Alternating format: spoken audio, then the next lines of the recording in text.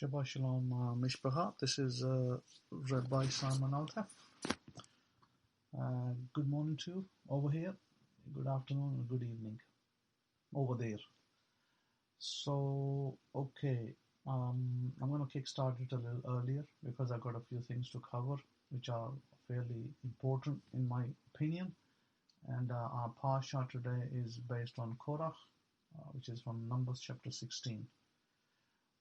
Hopefully you can all hear me good, and so I'm going to just fire it up straight. I haven't got time to talk about anything else, no side talk.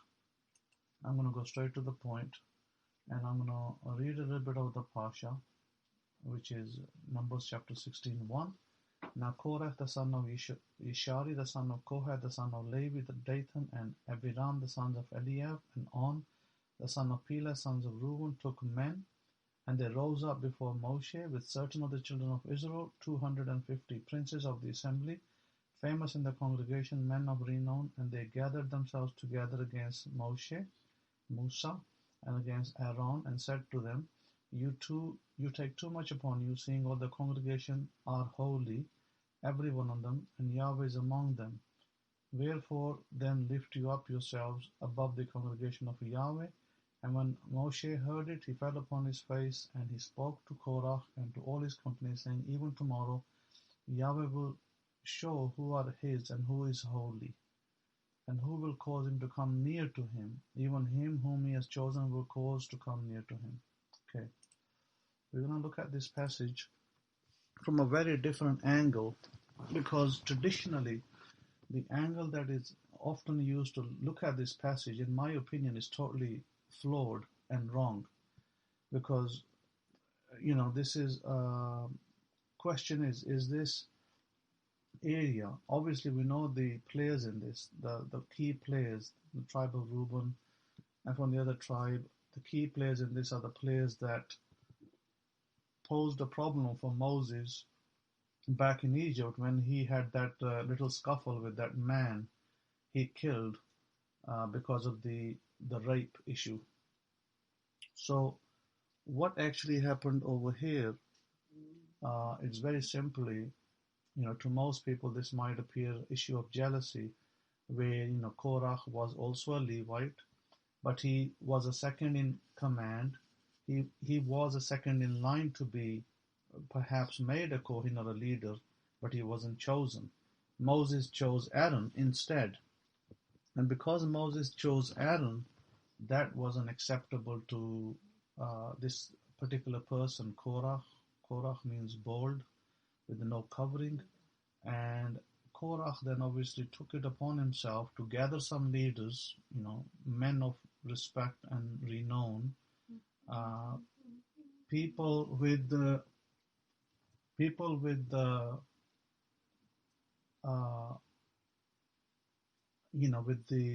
some approach, who maybe had approach into other tribes, who could influence other tribes, and so they went and opposed Moses and Aaron. Now here, we'll look at the base issue here, and I'm going to pause this over here, and I'm going to come back directly to an issue that I need to deal with, which actually links to this Parsha, and that is the issue of poverty consciousness. We have many people today in the world that and I'm not talking about those people that are outside of our listening. In other words, people who listen in to us and try to do better for themselves, for their lives. And there are many who, some of them are getting there, some of them are not getting there, and some of them are completely failing, and some of them are succeeding to some extent, some more, some less, but some are complete failures. Now, I'm talking about the complete failures, people who are having difficulty in achieving any of their desires. It's not to say that they don't create. Now, you must understand that everybody creates, whether they create good, whether they create evil. Everybody creates, because you all have the ability to do creation. It's part and parcel of what you are, because you are representative of God on this earth. As God's ambassadors, you can create. You may have all sorts of different desires, and there are different techniques that I've given you in order to do those. But part of the problem is going to be, and I can guarantee you this, that majority of you are living in poverty consciousness. So what is poverty consciousness? Why do people continue to have failure? Or maybe you have some successes, but then you have failure. Some people get money, then it disappears. It comes fast, it goes fast. So why do we have that problem? And the problem with that is poverty consciousness. That's something that I haven't touched upon before. And I decided that it was time that I discuss this in particular issue here in the room, because other people will benefit out of this as well. And here is the thing, and you can check with yourselves if this is you, and I can guarantee you that you would have done this at some point, or at least thought about it. I'm going to go back to England and discuss England. What happens in England is every Friday we get a weekend paper free in the mail. They just drop it through the door, and what that paper usually has, it has lots of what you call coupons, vouchers. We call them vouchers over there. You call them coupons over here. It has coupons, with 10% off, 5% off from the supermarkets locally. Here, equivalent, I guess, is coupons. So what happens, women, who are sitting in the homes, housewives generally, they pick up their papers, they look at them, and they start cutting those coupons. And they, gather them. And sometimes I saw this in England many times when I would go to Tesco, one of their superstores, or I'd go to maybe Morrison's, another superstore, or Sainsbury's. What would happen is that there'll be ladies queued up ahead of me. I'd come back from my job, I'd go straight to the supermarket to get some few items. And there'd be a lady ahead of me, some woman ahead of me, and she'd have about a dozen, these coupons, vouchers.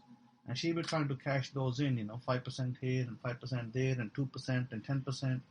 She's trying to save about, let's just say £2 in total out of all her shopping. Maybe her shopping is worth £50 or £100, equivalent to $100, $50. And she's trying to save $1 or $2 out of that. By the way, that is poverty consciousness. People who do that will never ever get out of poverty. They will continue to stay in what we call hand to mouth. We use this term in England called hand to mouth.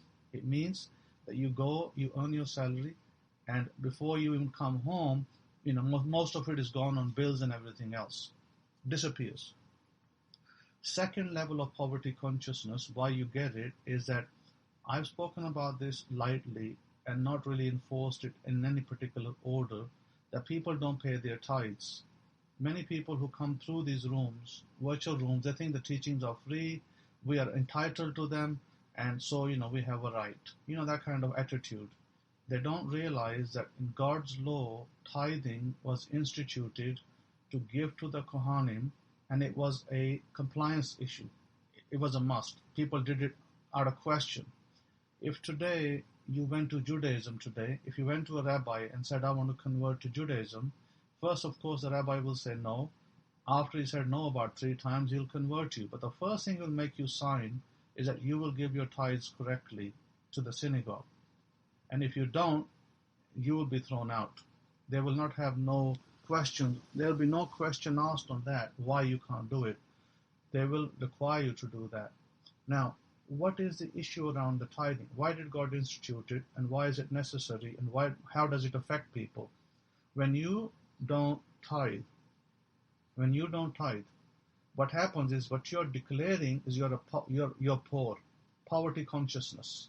Again, the reason why God gave that was to remove poverty consciousness from his people, because his people had lived in Egypt for nearly 400 years, and the last 86 years were the worst of the slavery, because they were not slaves all the time. People think that Israel was a slave all the time. They were not. They were, free people, and only in the last 200 years of their, sojourn in Egypt, that's when they became slaves. Now, the priesthood removed themselves from slavery. They said, we're not going to be doing what the Pharaoh asked. We are priests. we got nothing to do with it. If those people want to go and be, servants to the Pharaoh, they can. So they stepped aside. And so what the Pharaoh did at that point, the Pharaoh said, we'll give the priesthood a stipend, just like we give our priest a stipend. They will get a fixed salary from us so they can continue to do their religious services. But he said the rest of the people, they will become servants to us and we'll use them for our purposes, build pyramids, build homes, palaces, whatever they needed, dig trenches, do whatever, the whole works. So the people became slave, the people of Israel, and so the last 86 years of slavery were the worst for our people. That's when they cried out to God. Now God had given the system of tithing. Now you can imagine for that time of period, that 86 years, when they were the hardest hit in slavery, they were getting very small amounts of food. They were getting very little amount of rest. In fact, Moses came and freed them for one day, a Sabbath day, to go and rest. They didn't even get that. They used to work 7 days a week. So part of the reason what had happened, they had stopped tithing to the priests. The priests were getting their stipend from the Pharaoh. So the priests were not adamant onto the people to give them money because they had no money. So that poverty consciousness actually came into the people. So when you don't pay tithe today in 2020 and you say, oh, I got to pay a bill, oh, I got to go do this first, you're actually declaring something. Within your consciousness, you're declaring you're poor and you do not have the money to do that. That's a declaration, by the way. And it's not a spoken declaration, it's a hidden declaration. Just like when you take that coupon from that newspaper, when you take a coupon from a newspaper and you go to Walmart, I haven't seen this here in Walmart, but let's just say Walmart or some grocery store, and in England they go to Tesco and they go to Sainsbury's and these kind of supermarkets, and they start to cash in their $1 or $2 worth of vouchers or coupons. You're actually making a declaration. That declaration is, I am poor. Then what you're going to do, you're going to stay in that poverty cycle, even though you might every day be saying, I'm a millionaire. Now let's say you're one of those people who heard my lecture and they started to say, I am a millionaire. I have $1 million in my bank. Let's just say that. You said affirmation, I have $1 million in my bank. And then what happens every week, your paper comes into your house, you pick up your paper, you remove that, you cut that voucher out with a little scissor, and you go Monday or Tuesday to the supermarket and you cash it in. Now, on the other hand, you're saying every day in your affirmation, I have $1 million. But your actions, your ground actions are, you're declaring poverty. So that is poverty consciousness, my friends. That is poverty consciousness that most of you are living in. And you need to remove that, and I will tell you why, and I'll tell you how it affects you, because that's not the only deal. That's not the only deal about poverty consciousness. Most of you out there are trying to make 2 cents from $1. And I'll give you a very, very thick example. The other day, I went into Chicago. I had a flight. I was supposed to leave the country. I went there and the flight was cancelled because, airspace issues in the other country where I was traveling to. So I had to, come back. I had the car to come back, but by the time I got to Chicago, most of my fuel was used up. Now, from where I left to Chicago, the fuel is about $2, 10 cents or 15 cents a gallon, about $2.10, or in some stations, in some gas stations, you can pick it up for $1.99 even. I don't remember when I filled up from $1.99 or $2, but what I did is I filled up fuel from here close to Walmart where I was that was about $2.15, and I went, and when I got there, my fuel was about almost empty. So I knew that I was there for one particular person only. My sojourn in Chicago was for one person only at the airport. It was a disabled woman that I had to help. I helped her. I was happy to come back. I didn't have a problem with flight being cancelled, so I came. But then before I came, I decided to veer off into Chicago because I thought, I've never seen Chicago. Let me go into Chicago and find something to eat and also to get some fuel. Well, when I go into Chicago, the cheapest fuel over there and I use the word cheapest, although I don't ever use the word cheapest, was $3, $2.99 a gallon. Now, I could have done like the poverty-conscious people. I could have said, let me only put $5 worth of fuel, and maybe I can get 100 miles with this, and then the rest I'll pick up at $2.13 or something. When I get into my, over here somewhere, in Ohio someplace, I can pick up cheaper fuel. So I stopped and I filled my tank. It was $2.99 a gallon, and I filled the whole tank. $50 for the tank full. I paid it without even blinking an eye that I'm paying too much or too little, or can I get it cheaper somewhere else? Because that's the difference between living in poverty conscious and living in abundance. When you're living in poverty conscious, and I've seen many people do this all the time, that they will try to save 2 cents or 5 cents or 10 cents from a dollar. Those of you who do that, you will never, ever, ever be rich. And those of you who try to save money by not tithing, you will never, ever be rich either. Why? Because you are declaring poverty consciousness. And you don't need to be in this class. You don't need to be around me. You can be around any preacher in the world. You will never succeed, period. Why? Because until you deal with your poverty consciousness, money will not come to you. Money is energy. When you don't circulate the energy, it will never return. When you are like shy, and when you are like disgusted and busted because you have to pay $100 tithe out of your $1,000 check, then of course the result is that you live in poverty consciousness, and you wonder why I can't get that high $80,000 job, why I can't make $100,000 a year, why I can't get that big lottery win. It's all because you got to deal first with your poverty consciousness. Let me tell you another poverty consciousness issue that I've seen here in America and in England. In England, a lot of people, what they do, they find a fuel station, because fuel over there in England is expensive, retrospectively to America. America's cheaper fuel.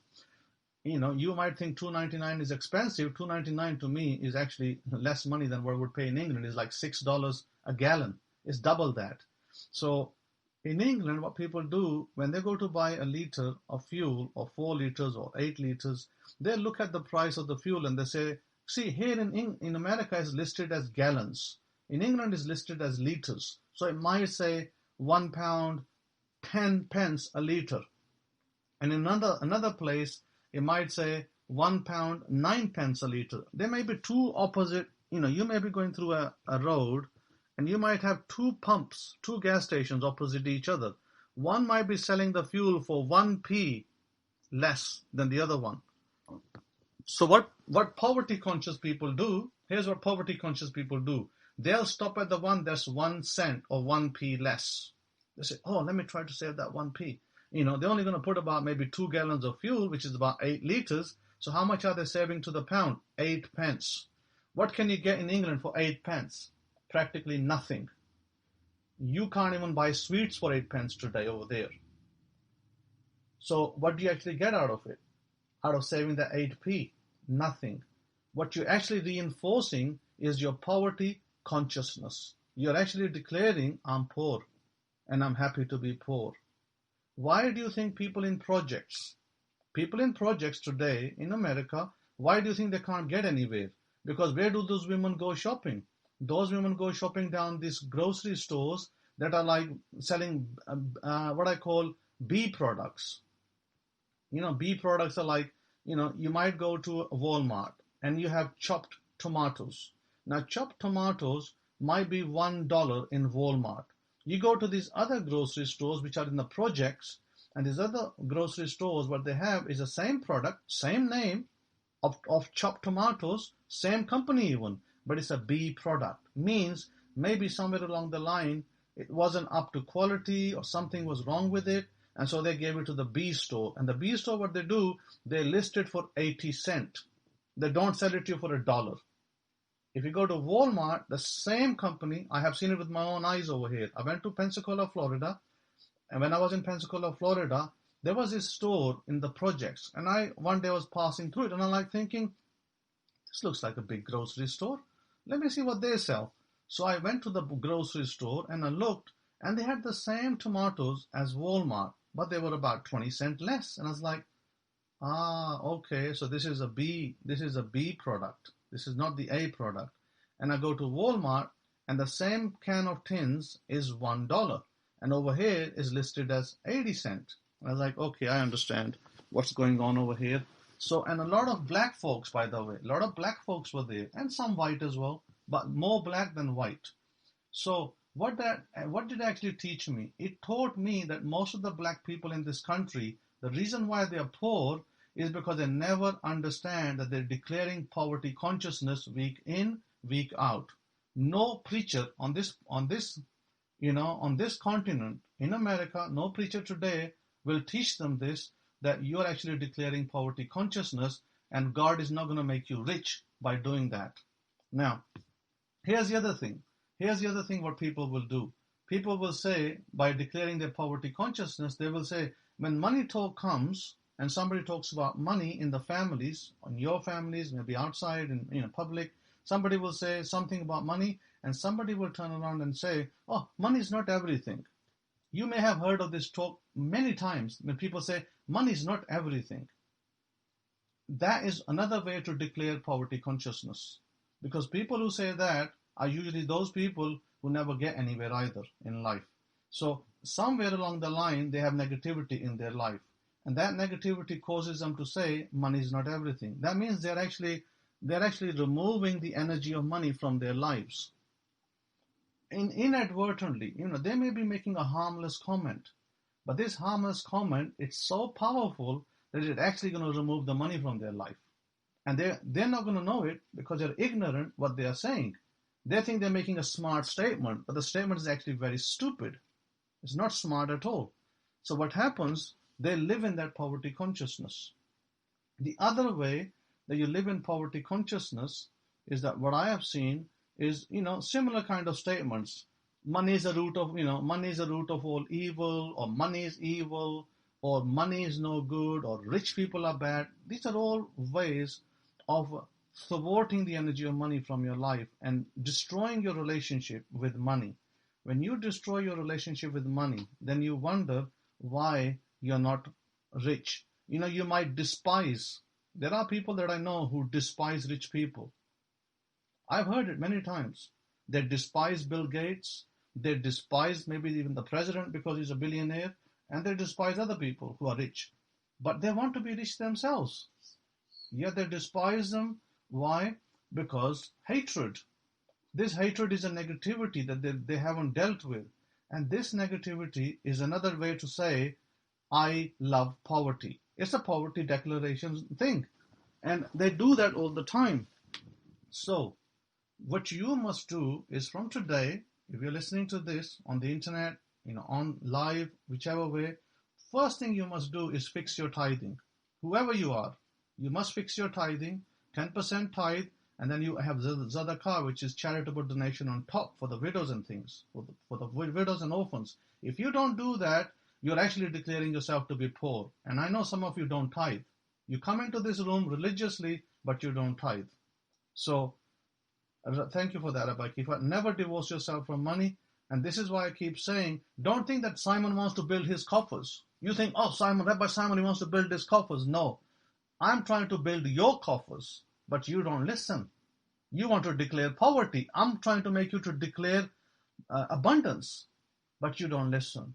Now, this Parsha, coming back to the Parsha, this Parsha was all about poverty declaration as well. Why?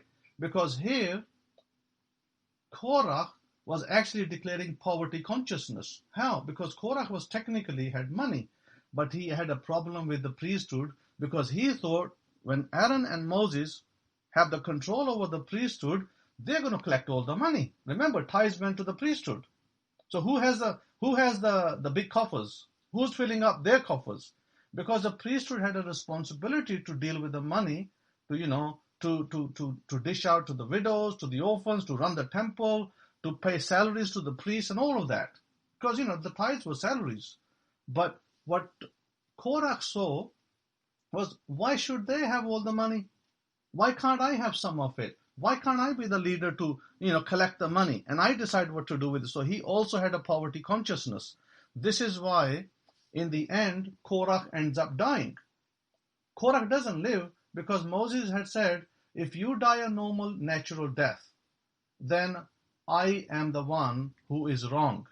But if you die an unnatural death, then you are the one that is wrong. So every person that was with Korah, all these leaders, 250, very upstanding leaders, they all went down with him into the grave, into the pit.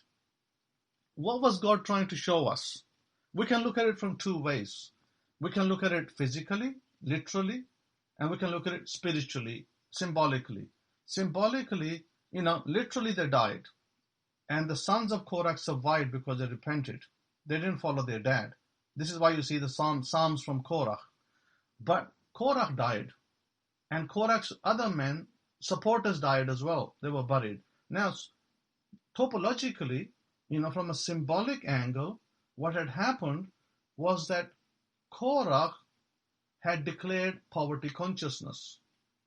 So he was kind of saying, hey, I feel inferior complex. I'm in inferior complex right now because I don't have the control over the priesthood. Therefore, I don't have control over people's money in Israel. Now you imagine, right, if every Israelite at that time only donated $1 by today's standard, if we had 2 million people donating $1, that's $2 million at that time. And of course, with that $2 million, you didn't see priests, going and buying lands for themselves, buying properties and, controlling all of Israel. They didn't do that. What they did with that $2 million is, of course, the priest salaries went, and then they used the rest of the money within the temple. They had, food going all the time. Anybody could go to the temple and be fed. And they had, sacrifices being done every day, twice a day. There were 2 sacrifices a day. That was money paid. So the temple had to buy cattle, sheep, rams, birds, turtle doves, all sorts of things they had to buy and keep them in Bethlehem, in a shelter, in a place. Now you imagine, right, if you have to do 2 sacrifices a day, you're not going to go to the store every day to buy those sheep or the bulls. You're going to have a store of your own, maybe a big farm where you keep all these animals. And that was the case. The priests kept all their animals in Bethlehem, in a big farm. And so they just called 2 out every day. Said, send 2 sheep every day for the slaughter, for the sacrifice. Means that a lot of the money that was collected was automatically recycled. See that recycle? It was recycled back into the economy. We went and bought somebody else's sheep, somebody else's cattle. So we were constantly recycling money back and forth. Money was not static. It wasn't stuck in a little box like you might think. Oh, it's in a little box and they're going to take it out, count the money and put it in their little, safe in the temple. No, the money was constantly being circulated all over the place in Israel. Farmers were benefiting, shops were benefiting. So it was an economy. The temple was an economy by itself. And it was an economy of abundance. The priests did not have that poverty consciousness. Israelites did not have the poverty consciousness. Israelites knew that they had to give a tithe. And the priests knew they had to collect it and circulate it. And so they did. So that circle continued. And you read in your Bibles that Israel was very, very prosperous. People were very happy. People were extremely prosperous. They had nice homes. They had good life and everything was great. You hardly hear of an Israelite that was poor. I mean, how many times you read in the Bible that an Israelite had no money? Very, very rarely you read something like that. Actually, you read the other way. Lots of cattle, animals, camels, goats, and lands. Abraham was well known. Abraham was well known for his lands, for his cattle, for his servants. I mean, come on. Who's going to have 300 servants today? You might think, even the richest man in America doesn't have 300 servants. Think about it for a second. The richest man in America does not have 300 servants. And yet, Abraham had 300 servants. And maybe more that were not listed. They were not listed as servants. So the question is, Abraham was, by his standard, a very rich man. Very rich man. And we're not talking about friend of God alone. The friend of God didn't make him rich. His abundant mindset made him rich. But let me tell you something else of interest. You might think that, hey, God's going to give me a Ford, Focus to drive. Or God's going to give you a Ford F-150. Or maybe you're going to have some other model of car. Maybe you do. Soldier for Jesus Christ, you are absolutely clueless what I'm talking about. So anyhow, what happens is that in this particular instance, some people say, oh, God cares about me and God's going to give me this nice car. I'm going to have a Mercedes. But God couldn't care less about you. Let me tell you something about God. God couldn't care less if you drive a Mercedes, if you drive a Porsche, and if you drive a Rolls Royce. God couldn't care less. Why? Because God's not interested in what car you drive. You have to make that choice. If you want to drive a Rolls Royce, you can have a Rolls Royce. That doesn't knock God's economy. If you want to drive a Mercedes Benz, you can drive a Mercedes Benz. Again, it doesn't knock God's economy. Point being that God's not restricted you. God hasn't restricted you and said, hey, you can only drive a Datsun Sunny. God hasn't said that. You can only have a Nissan Sunny. God doesn't say that. God has given you the ability to drive whatever vehicle and live in whatever house you desire. But your desire can only come to you when you line up with God. So what is God? God is God consciousness. God consciousness is within you, and it allows you to benefit from the God consciousness when you line up with God consciousness. What is God consciousness? Well, God consciousness has rules, laws around it.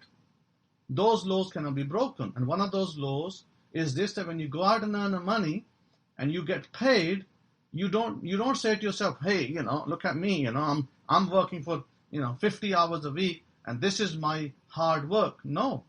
That money was given to you by God as a gift. It wasn't given to you because you did 50 hours. Because if you think like I'm working 50 hours and I deserve this, then you got a wrong attitude, my friend. Very wrong attitude. You are given that money as what I would call mercy of God.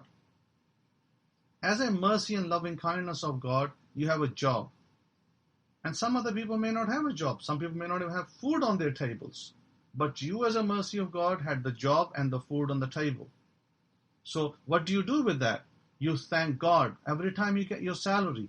This is why I told you to get a little notepad.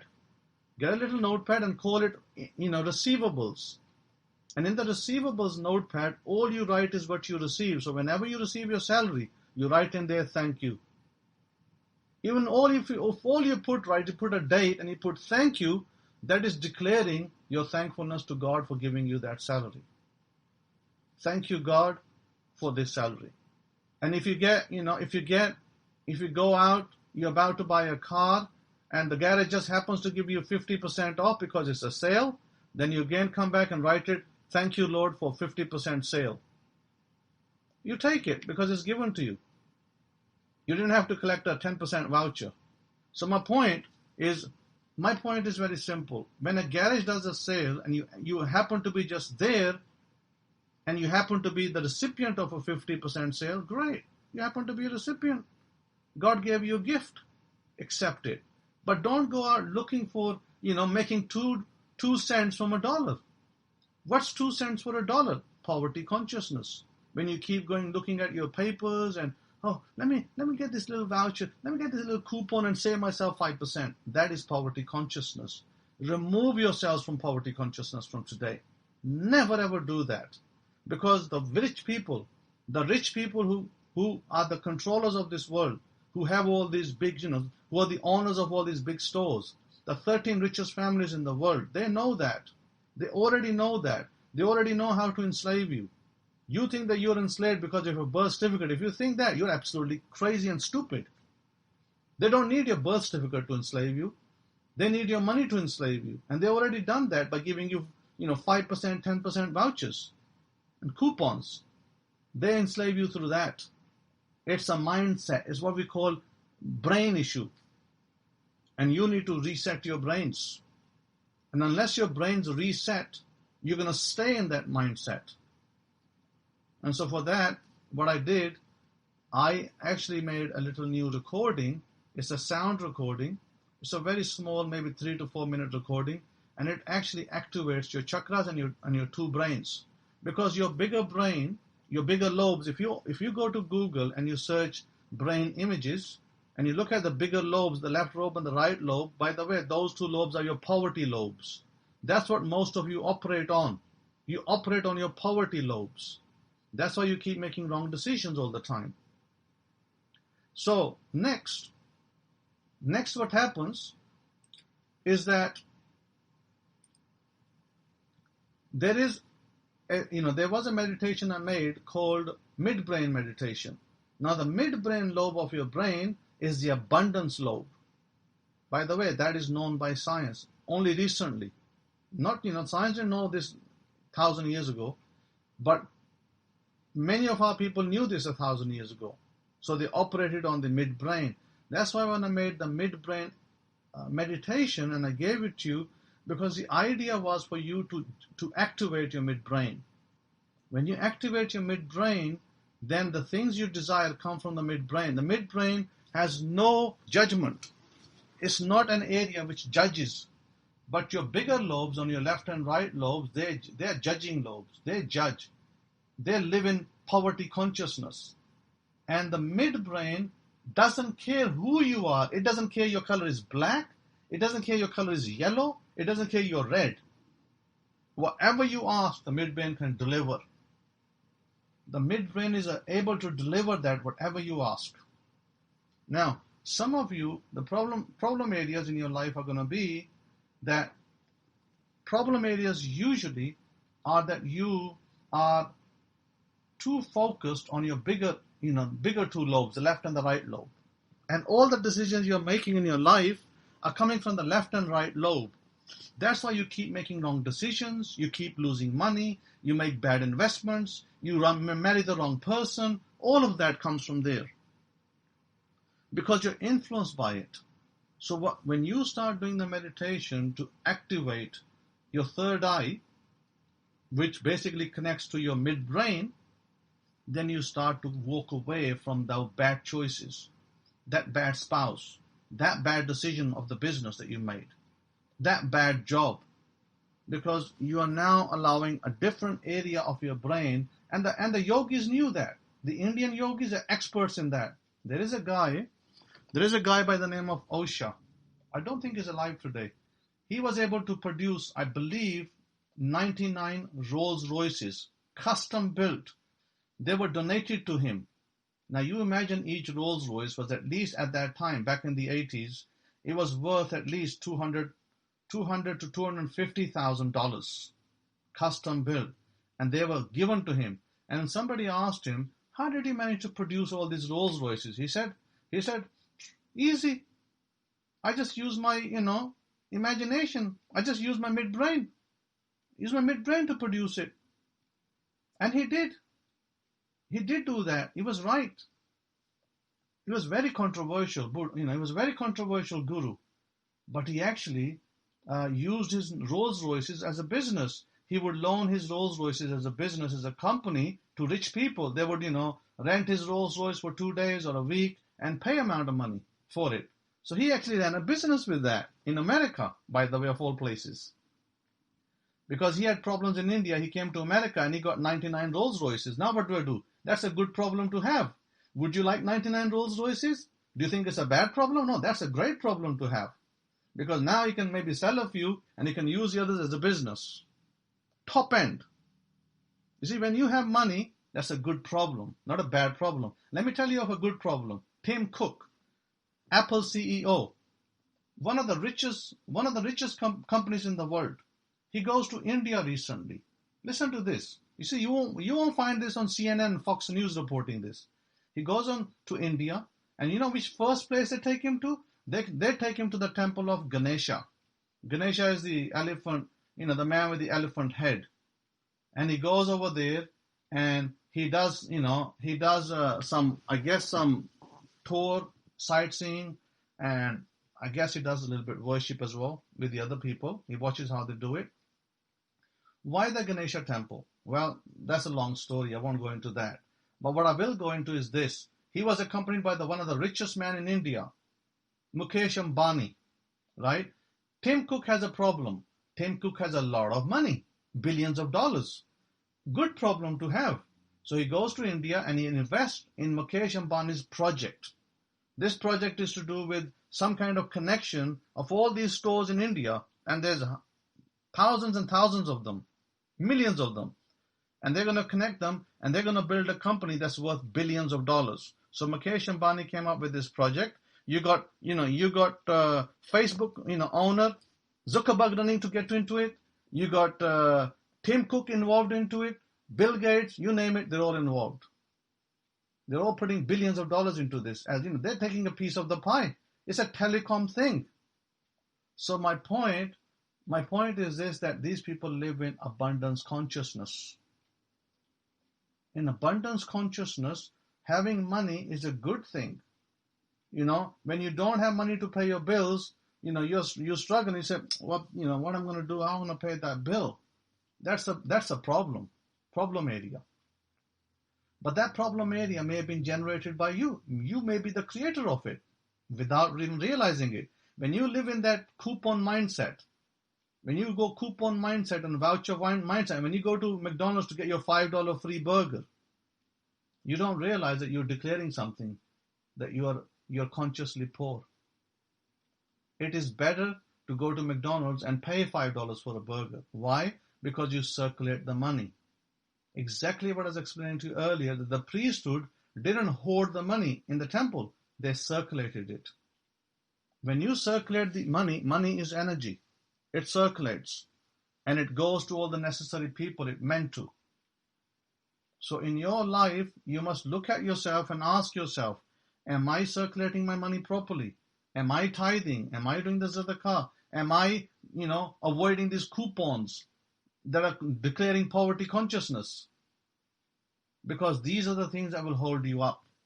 I can guarantee you this, that if you're declaring, if you're on the one hand you got your affirmation that says, I am abundant, or I have $1 million in the bank.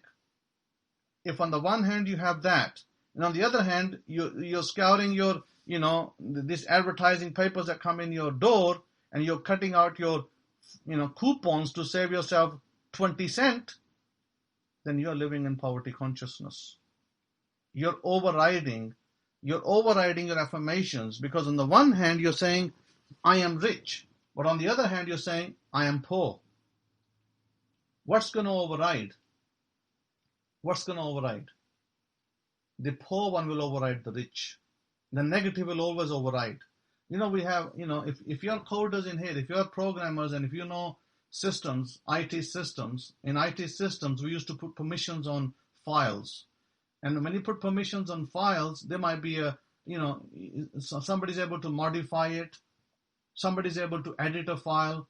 But if we put the permission in there that said deny, if we put a deny permission in there and put modify and edit, then the deny permission always overruled the other permissions.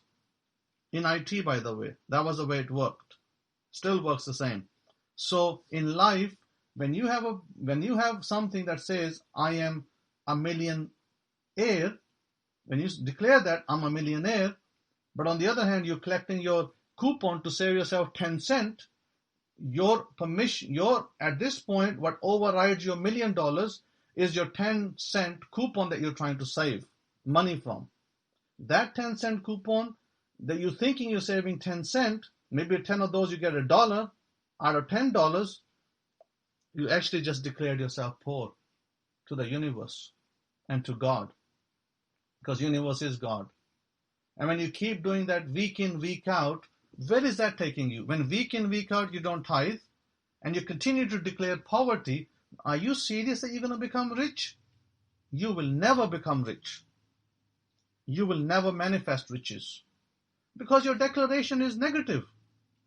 You're declaring negativity all the time. So you are short-circuiting yourself. So from today, understand not to short-circuit yourself. Don't ever look at those coupons ever again. This is one thing I never did in my life. I never looked at those coupons. They would come. You know what I would do with them? I'd bin that paper. I'll put it in the garbage can. You call it a garbage can. We call it a bin over there. I put it in the bin. I wouldn't even look at it because I would always pay for my things. Always. Because I understood 20 years ago that money has to be circulated. And you're not going to make 10 cent. You're not going to make 2 cents out of $1. I understood that 20 years ago, that principle. I lived by it. So you need to think about that. You don't get a $100,000 job by living in poverty consciousness, and I didn't. That's why I had the $100,000 job.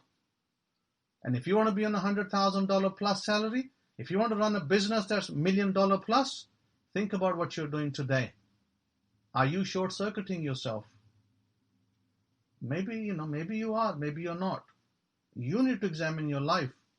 I can give you what's happening by what you're doing. And now, if you're short-circuiting yourself, and then you can say, you know what, I'm short-circuiting myself, I'm not going to do it again. So it's very important. Very important you don't do that. Now, by the way, there's a lunar eclipse tonight. Let me give you the times.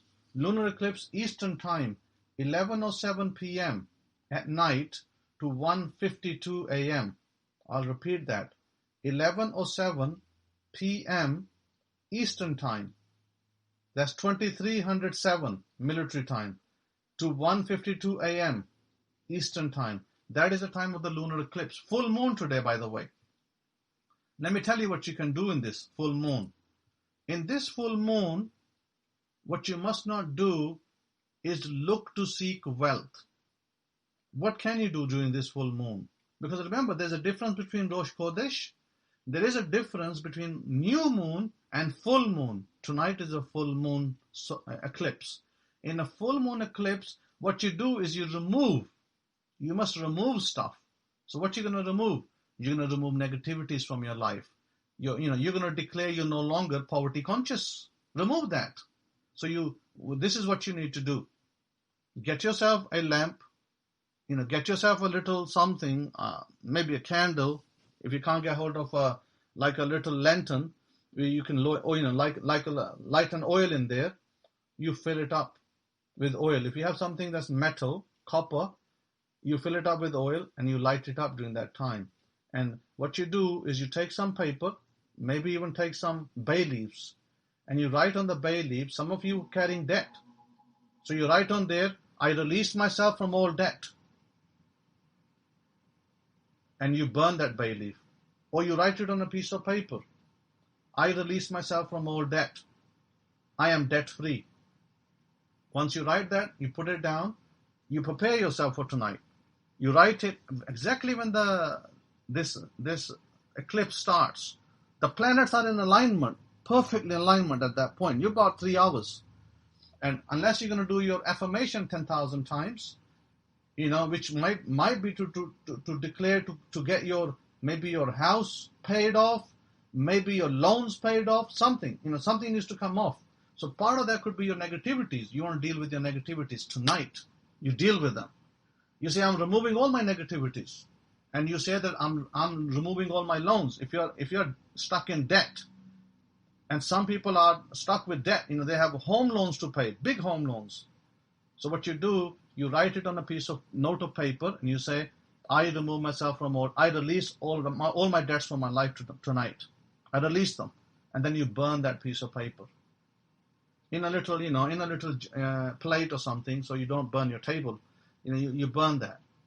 Whatever it is you're trying to release yourself from, negativity, bad relationship, debt, tonight is a night to do it. And you're trying to acquire something else, you can. If you want to acquire something, you can do that too. But remember, the way the power works, the magnetism works during this time, it can remove stuff from your life. Bad relationships, bad debt, big home loans, car loans, whatever. You can deal with it tonight. So believe in it, write it, that you're releasing yourself from it on a bay leaf or on a piece of paper, then burn those. Once you've done the burning during the eclipse, you go outside and you blow that ash into the air. Don't put it in your garbage can. Put that ash outside into the air so it flies away, and the universe will take care of that. In other words, whatever you asked, if you go with complete belief, complete faith, then it will be given to you tonight. So tonight is a very important night for that. And so I want to make sure you understand that negativity is something that everybody has to deal with. All of us have to deal with it, one point or another. Then debt may be something we all deal with, because we all buy cars, we all buy houses, we all accumulate debt, we all go spend on our credit cards. So we all have to deal with it, myself including.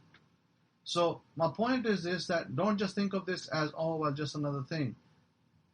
Everybody don't go and buy cash, because in America and in England, if you buy cash, you'll never get a credit report. So you have to buy credit in order to generate a credit report, so you can pick up a home loan or a car loan. If you don't have a credit report, no one's going to give you a car loan or a home loan, and very few people are going to have $300,000 in their bank, or $100,000 or $150,000 to buy a house on cash. So therefore, you need to think about that. Is that today is a great day for removing debt from your life. And there may be, something else that you desire. Maybe some of you desire a spouse, to take on a spouse. Maybe some of you desire to purchase a house, purchase a car, maybe a job. That too you can work on. But more so, the moon's activity tonight, when it lines up, it will be to do with removing stuff from your life that you don't want. You don't want a bad relationship. You don't want a bad job. You don't want a debt in your life. So whatever debt that you have in your life, don't say, oh, I have $100,000 to pay off in debt. Please give me $200,000. Don't do that. What you need to say is exactly precisely what's the debt. You need to say that I'm removing all my debt. I'm releasing all my debt tonight. Whatever that is, 100,000, 500,000, 500 million, doesn't matter. You just put that, I'm removing all my debt tonight. I'm releasing all my debt.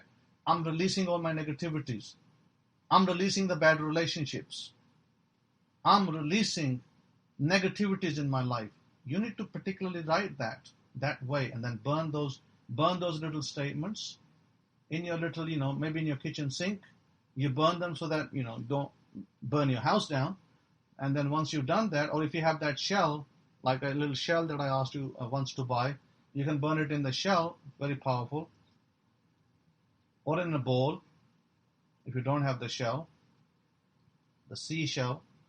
And then once you've done that, you let the ash, you go outside into your yard, or into your balcony, and you take the ash out and just throw it out there. Let the wind carry it, and you're done. Now, if you're doing the affirmation, the abalone, Todah for that, you can put it in the abalone, and take the abalone outside, and then put the ash out. And if you don't have an abalone, then you can put it in your bowl, do it in your bowl or plate or something. And after you've done that, then you're still in the full moon cycle, so you still have potential. You still have potential to do your affirmations. I recommend 10,000 affirmations. Shorten your affirmations. Don't do these long-winded ones. Some of your long-winded ones might go, I have $1 million in my bank, and I intend to buy a house worth $300,000. That's a very long affirmation. You don't need that. All you need to do is make it short. And shortest affirmation is going to be received $1 million. That's it, 2 words. Received $1 million. You say that 10,000 times. And that will work. Instead of saying, I am a millionaire, or I have $1 million, you say, received $1 million. The universe knows where you're going to receive it. You're not going to receive it in your lap. It's going to go into some account. God knows that already. You don't need to give God intelligence to understand that. So you would do that. Apart from that, there may be other areas in your life which you have difficulties. And I'm just saying, there may be other areas in which you have difficulties, and you can put all those down. You can say, I remove all the difficulties I have in my life. You can say it like that. You can say, I remove all the difficulties that I have right now from my life. And there's one more thing I'll teach you today. Whenever there's Rosh Chodesh in the Hebrew means new moon day. Whenever there's a new moon day, this is why you have calendars. Look at your calendar. You got free calendars online on the net as well. We have it on our website too. But you can look at the calendar and find out when is a new moon day.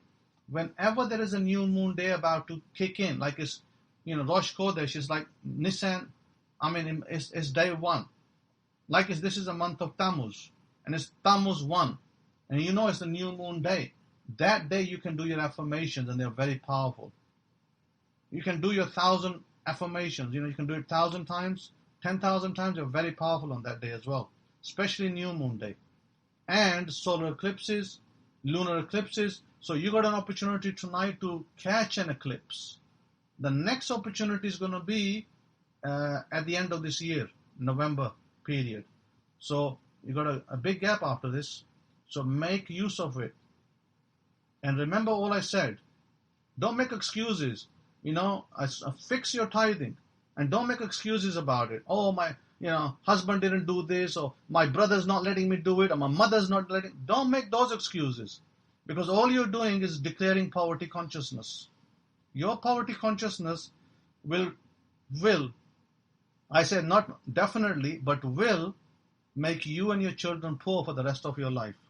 They'll struggle for the rest of their life because of your decision not to do that. But if you make the decision today that you're going to do that, you've set your children for life. You won't be looking at how you're going to pay your children's education, because the money will be provided by God. When you fix yourself and you bring into compliance with the laws of God, then God will make sure that your children are taken care of as well. So I'm going to leave you with this, and I'm going to pass it over to Rabbi Kefa. Have a great Shabbat, a great week ahead. Todah, Shabbat Shalom.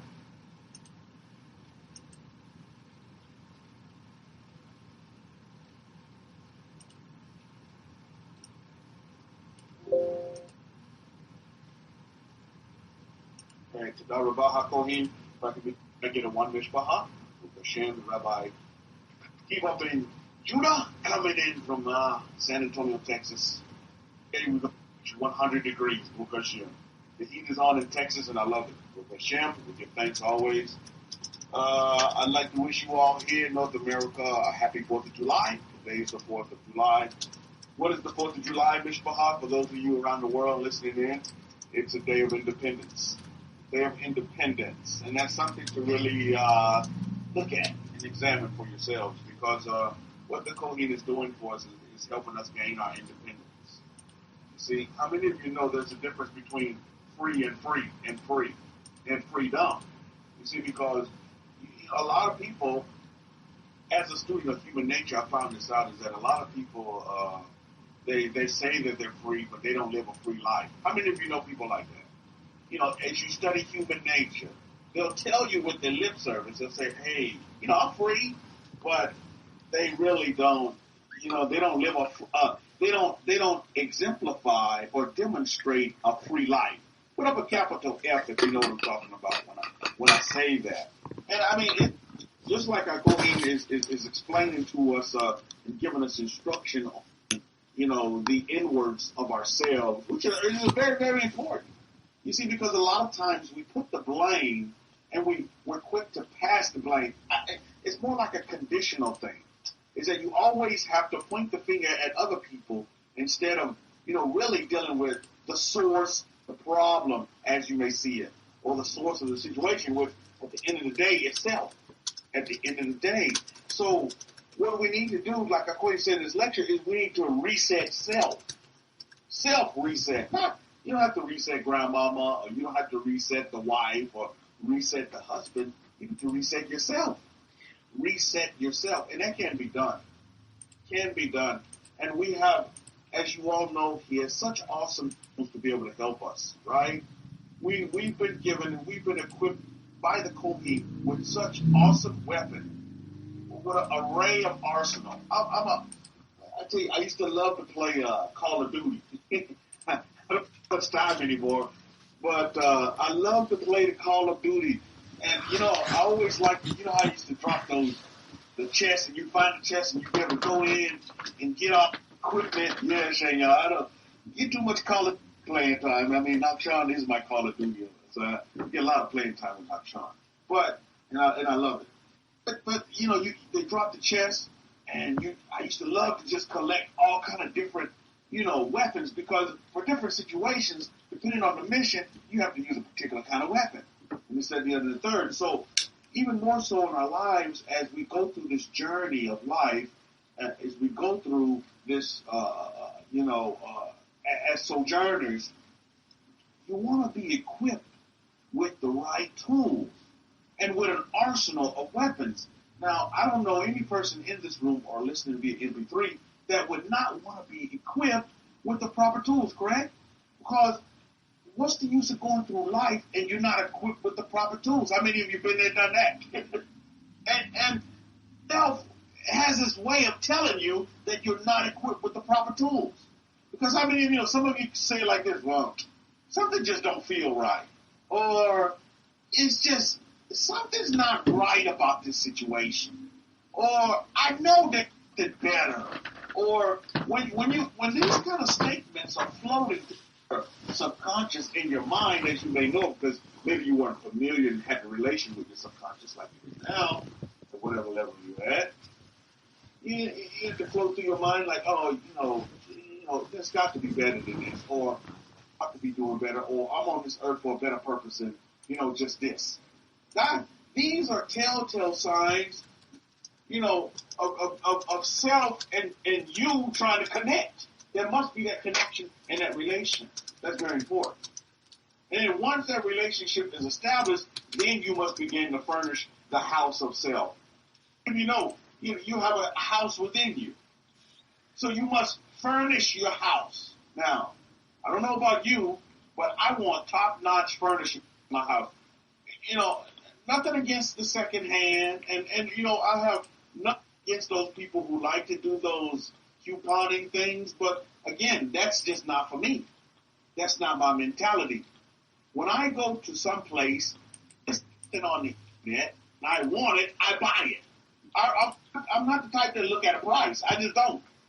If I want something, I go get it. I don't look at, okay, well, how much it's going to cost.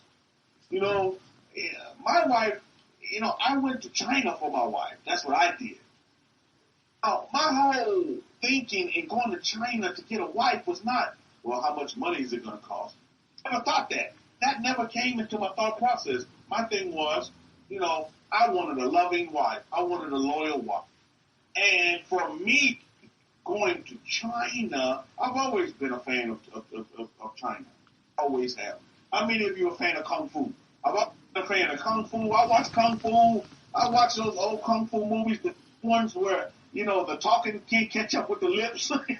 and I love to eat Chinese food at the time that it was at my local neighborhood Chinese place. Man, I love to go and eat their fried rice and blah, blah, blah.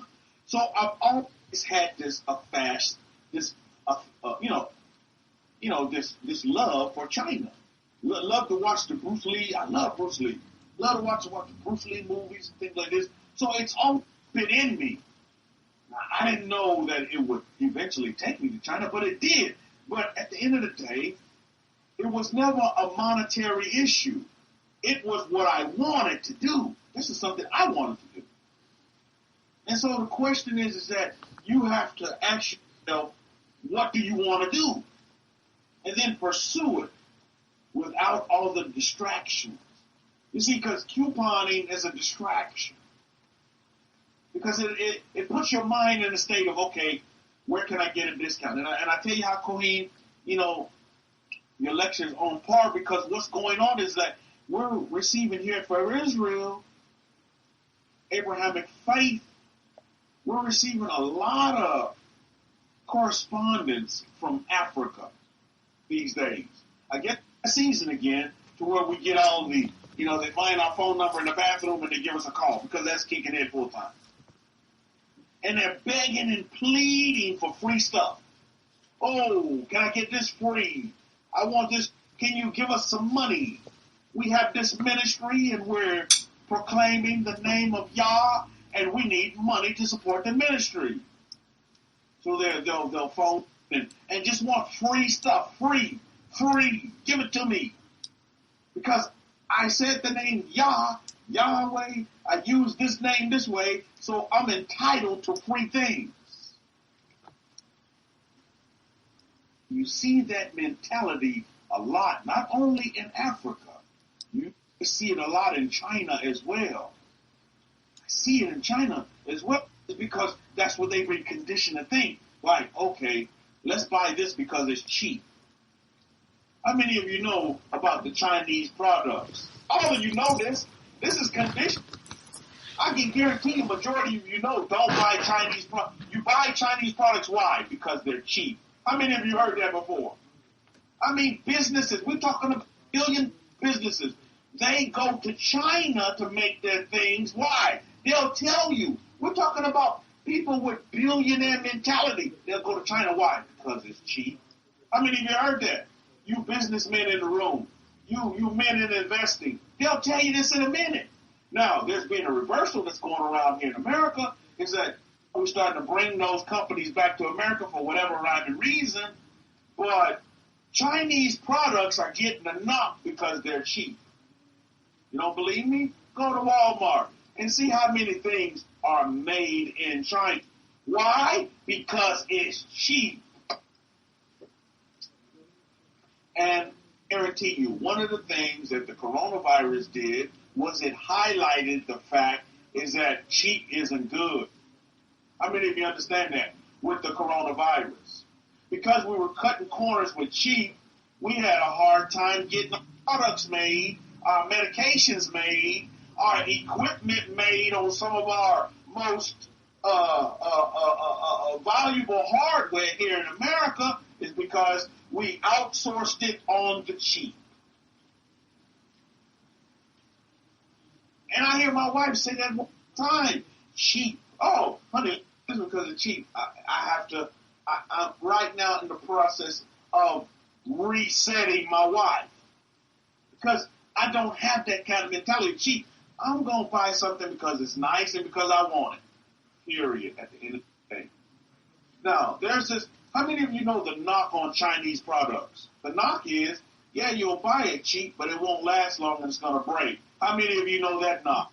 He said, yeah, you're going to buy this Chinese product made in China, and it won't last you long because it's going to break. Because they believe in quantity over quality.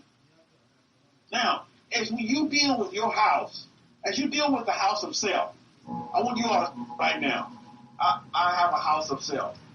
I have a house of self. Because within you is a house. Now, in your house, do you want a quantity of things? And believe me, let me tell you another thing. Those of you who like to hoard things, that's in the same mentality of the lack mindset. Why do you have to hoard things and hang on to them? Because you believe that quantity is better than quality? So you quantify and you just get quantity of things. And, I know this woman here in San Antonio, nice woman, but you can't get through her house because she's got so much stuff. And they're about to kick her out of her house because the fire department went in and found that there's fire codes being broken because they can't. She's got doors blocked up because she's just hoarding things, just stuff. Quantity.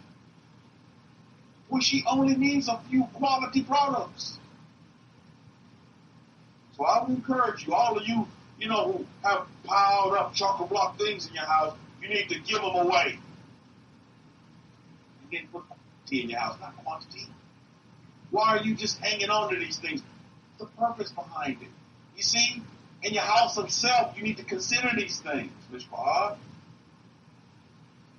I'm not telling you to put, that's me, Rabbi, but you know who you are if you hoard things and you just got things in your house just piled up. For what? For what? Why? Kind of reminds me of those people who have that doomsday mentality. Like, okay, yeah, I'm going to get in my bunker. I got all of this stuff, and I'm going to just stay in my bunker and not live a life. What is that? What kind of journey did you go through on the face of this earth? What kind of dominion did you have in a bunker? that bunker mentality. But be careful. You must steer clear of that kind of thought process and mentality, because it'll take you down. It'll prevent you from ever meeting any marks. Now we just need to shine light on these kind of things that really help us become what? A better person, better people, and do better for ourselves. All of you want to do better, right?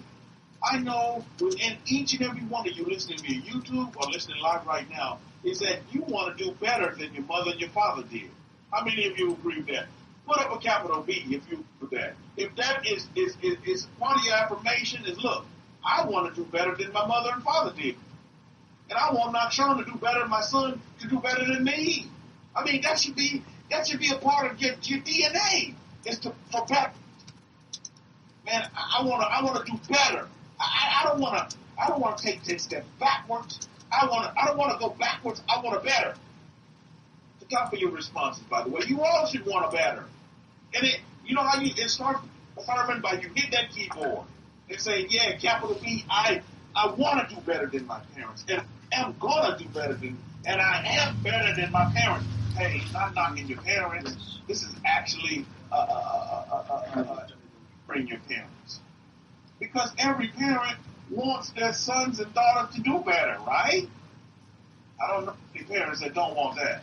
And if they don't want that, then they need some additional assistance as well. Hey, you should want to do better. You know what I mean, Mishpah? So, what do we have to do? We have to rid ourselves. I tell you, I'm going spot on with the lecture. And this time, spot on. As Independence Day is today, and many people are out barbecuing and being associated with the families and blah, blah, blah. All good stuff. Bringing the families together and coming together and really recognizing independence. You know, there's a difference between recognizing independence and truly being independent. And as our Kohen said, there's a lot of, how many of you know that there's good debt and then there's bad debt? And you should all have some kind of debt. You see, especially if you have the mindset of wanting to help others and do great things. There's good debt because, again, you want to start businesses and be able to be philanthropic and really help. Billionaires today are in debt. Let me tell you, this country that you in America is the greatest country on the face of this earth. How many of you would agree with that? Now, I'm not trying to call sides for people in other, but we just got to be real. Let's just state the facts. That this country that I'm living in America that I'm in, that I'm living in, it's the greatest country on the face of this earth. And I mean that in all humbleness, but I just got to state the facts, Mishpah.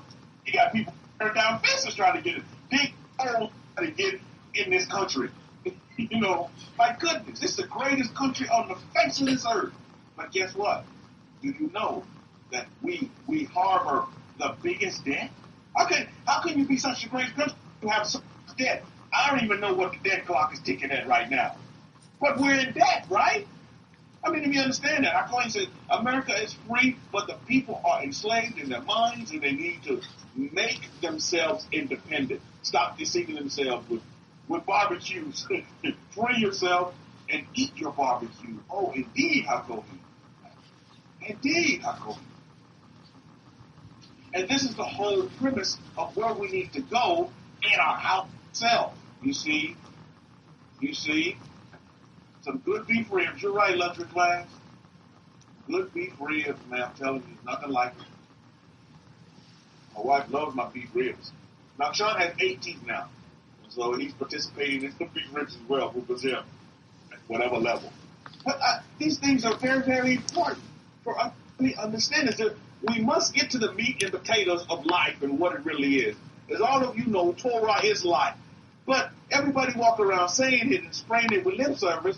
But like our Kohen said, a lot of people are living a life trying to make $1 out of 15 cents.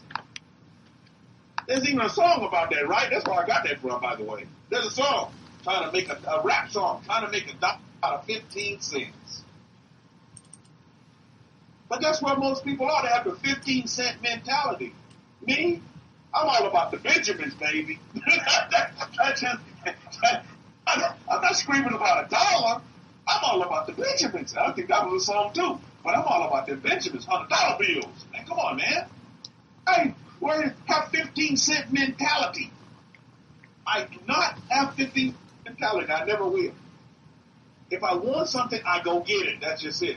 There's a short little book I was given a long time ago by this great nurse that was one of my mentors coming up. He gave me this little book. It's called the Go-Getter book. How many of you familiar with the Go-Getter book? I mean, it's a little small book. But the book is just, I tell you, it really opened my eyes to life. And he really opened my eyes to investing as well, because he was big on, at the time, all he knew was the IRA, but I kicked it up a few notches. Shabbat shalom, Sean. Sean's in the house with his 8 teeth in many different places with his big smile. But these things are very important. And so this little book, you probably Google it right now. It's just, I'm telling you, it's a short read, but it's called The Go-Getter. And that book, I tell you, you have to have that mentality to go get. To just go get it. If you want it, go get it. Don't look at price. Don't look at how it's going to come about. Go get it. Be the go-getter. It's very important that we have that kind of mentality of the go-getter to where we can go and get it. And there's nothing that can stop you from going and getting it. So it's very important when we look at our self-house is that we do some house cleaning. It's very, very important that we do some house cleaning. Meaning, no hoarding. No just hanging on to things just because. Let them go. Like I talked about, this time of the solar eclipse for what? Release. Some of you need to release a lot of physical things. Just release them. Let them go. I instructed you just to give them away. Give and it will come back to you.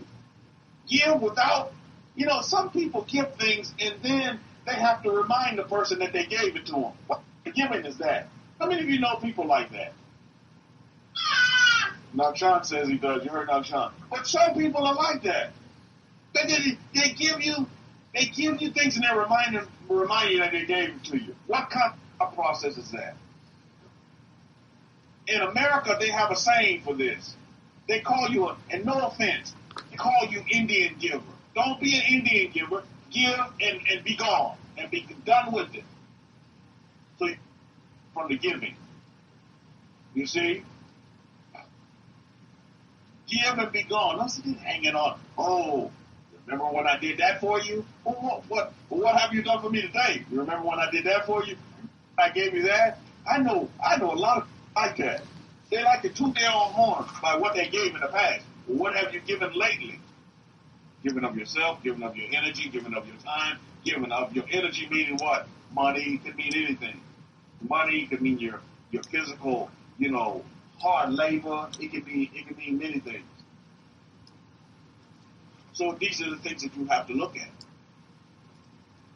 And let's just say self-improvement.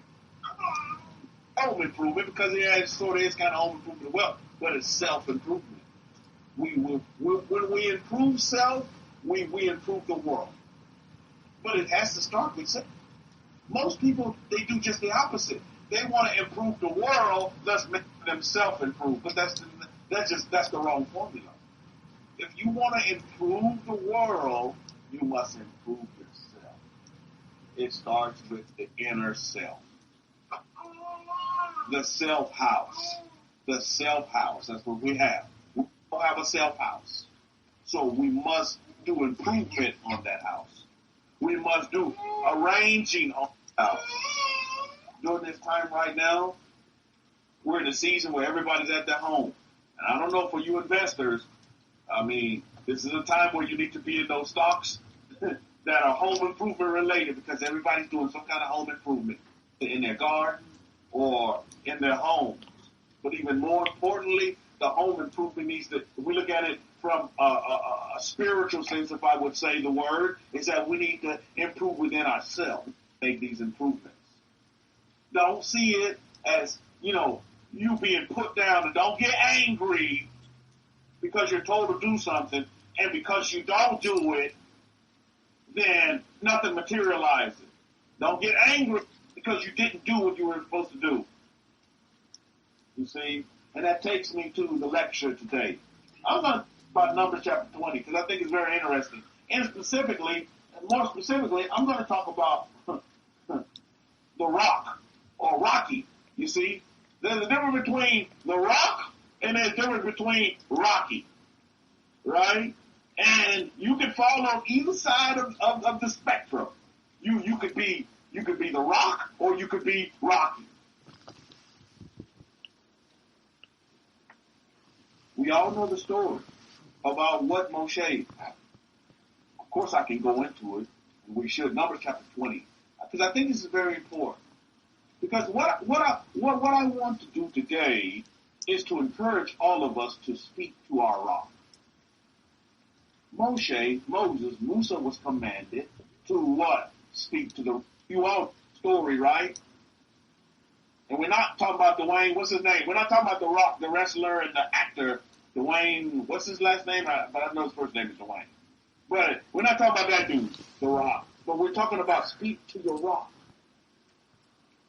I'm telling you, and I'm encouraging you this day to speak to your rock. Yeah, Chadasha, Dwayne Johnson. I love the guy, good actor. Looks like he might get into politics, they might run for president. Hey, so be it. But we must speak to a rock. How many of you in this room now understand that you have a rock? Now, Cody talked about energy. We're always talking about energy because, put up a capital R if you understand that you have a rock. Or you are a rock. But you all must understand is that you are a rock. You have a rock that you can speak to. Rock is energy. Believe it or not, it is. Don't see it as just this inanimate object that does not have life to it. It has energy, just like everything else around you does. As you look around you right now, everything around you has energy. To not be your response, by the way. But what I want you to understand is that you need to speak to your rock this day. But what do I tell my rock? You need to speak to your rock. Let's look at Moshe. Let's look at the story. The rock and Rocky. If you don't speak to your rock, things can get rocky. Things can get very, very, very rocky. Some of you may be dealing with the rocky situations. And if you listen to the instruction, you can be classified, and I'm not calling you a rockhead, but you can be classified as a rockhead if you don't follow through with the instruction that's given. Then you can be considered a rockhead, which rockhead is, who wants to be called a rockhead? I don't. I'm going to speak to my rock. And I'm going to continue to speak to my rock. Let's look at Numbers. Numbers chapter 20, verse 1. Again, I read from the Abrahamic-Faith Bible. Please get your Bible and add it to your studies. It'd be a great addition. Great addition. The barber that I go to, he's connected, and surprise, surprise, I go in with the GOC movement. My goodness. I was like, okay, I was like, oh, yeah, he's like, yeah, he's Yah this and Yah that. I said, yeah, well, who are you affiliated with? I said, what Bible do you read? Well, I read from the King James. I said, oh, my goodness. Let me gift my barber with the Bible, with the Bible that's just more valuable than all of the minerals, the mineral wealth and all abundance on the face of this earth. My goodness. So let's see what he does with it. Numbers chapter 20, verse 1. Again, I read from the Abrahamic-Faith Bible. Came the children of Israel, even the whole congregation, into the wilderness of Zin in the first month, and the people abode in Kadesh. And Miriam died there and was buried there. Miriam, what a great energy. Baruch Hashem. Miriam. I live with a Miriam. Life is a Miriam. Has the character of a Miriam. Give thanks for that. Baruch Hashem. You men in the room, you want your wives to be like Miriam. Baruch Hashem. Maybe you have some other matriarch, but Miriam is my top notch matriarch. Up there with Sarai or Sarah or Bashem. 2.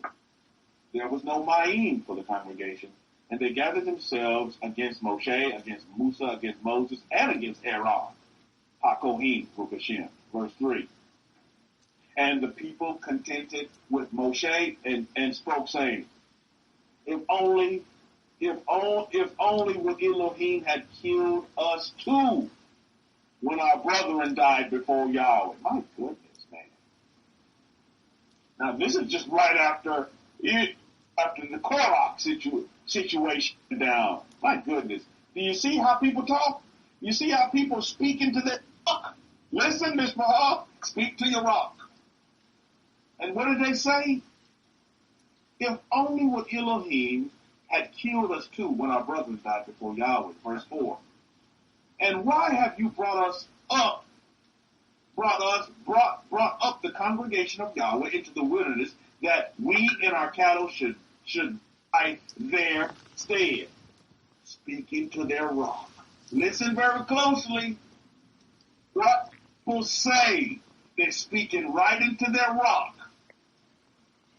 Totally laying out their whole scenario because they spoke it. A lot of times folks condemn other folks for the situation and so problems that they have that originate from what the individual spoke, not from all these other people that they point the finger at. That's just the physical manifestation of the speak principle that was spoken by the individual. You'll see this time and time again as you continue to study human nature and as you continue to deal with your self-house and make those corrections and make those resets that need to be done. We all want to continue to grow, right? And all want to continue to learn. But when you speak in this type of negativity, Ms. Fahad, I want you all to see this. It's negative after negative. And, listen, if I'm positive energy, I'm fearless. I have to understand that there's negative forces out there as well. Not only do I have to understand that there's negative forces out there, I have to recognize what they are, so that I can speak against the negativity, so that I can act against the negativity. In the Abrahamic-Faith Bible, in the New Testament, we're going to read it in a minute, but HaKohin coins it this way: the negators of the Torah. How many of you have heard that? If you have the Abrahamic-Faith Bible and you read that, the negators of the Torah. What is that? That's those that are negative against the Torah, against Moses. The negators of the Torah. Again, if you haven't seen it, we'll read it in a minute, but it's in the Abrahamic-Faith Bible. And I like the way you worded that, HaKohin, because that is what it is. It's negative forces. You have to recognize them, and you have to call them out so that you can speak against them and so that you can act against them. Not with force, not over here, with force, but so that you can speak against it, positivity, come at it from a positive angle. But if one of the first things with contention is that folks like to begin to speak negative. They speak to their rock in a negative way. Thus, what does the rock produce? Bitter water. Undrinkable water. Water that will give you diarrhea and dysentery if you drink it. Because it's just not fit for human consumption. How many of you putting out that kind of water? No, you don't have to say anything. Just think about it for a minute. Just think.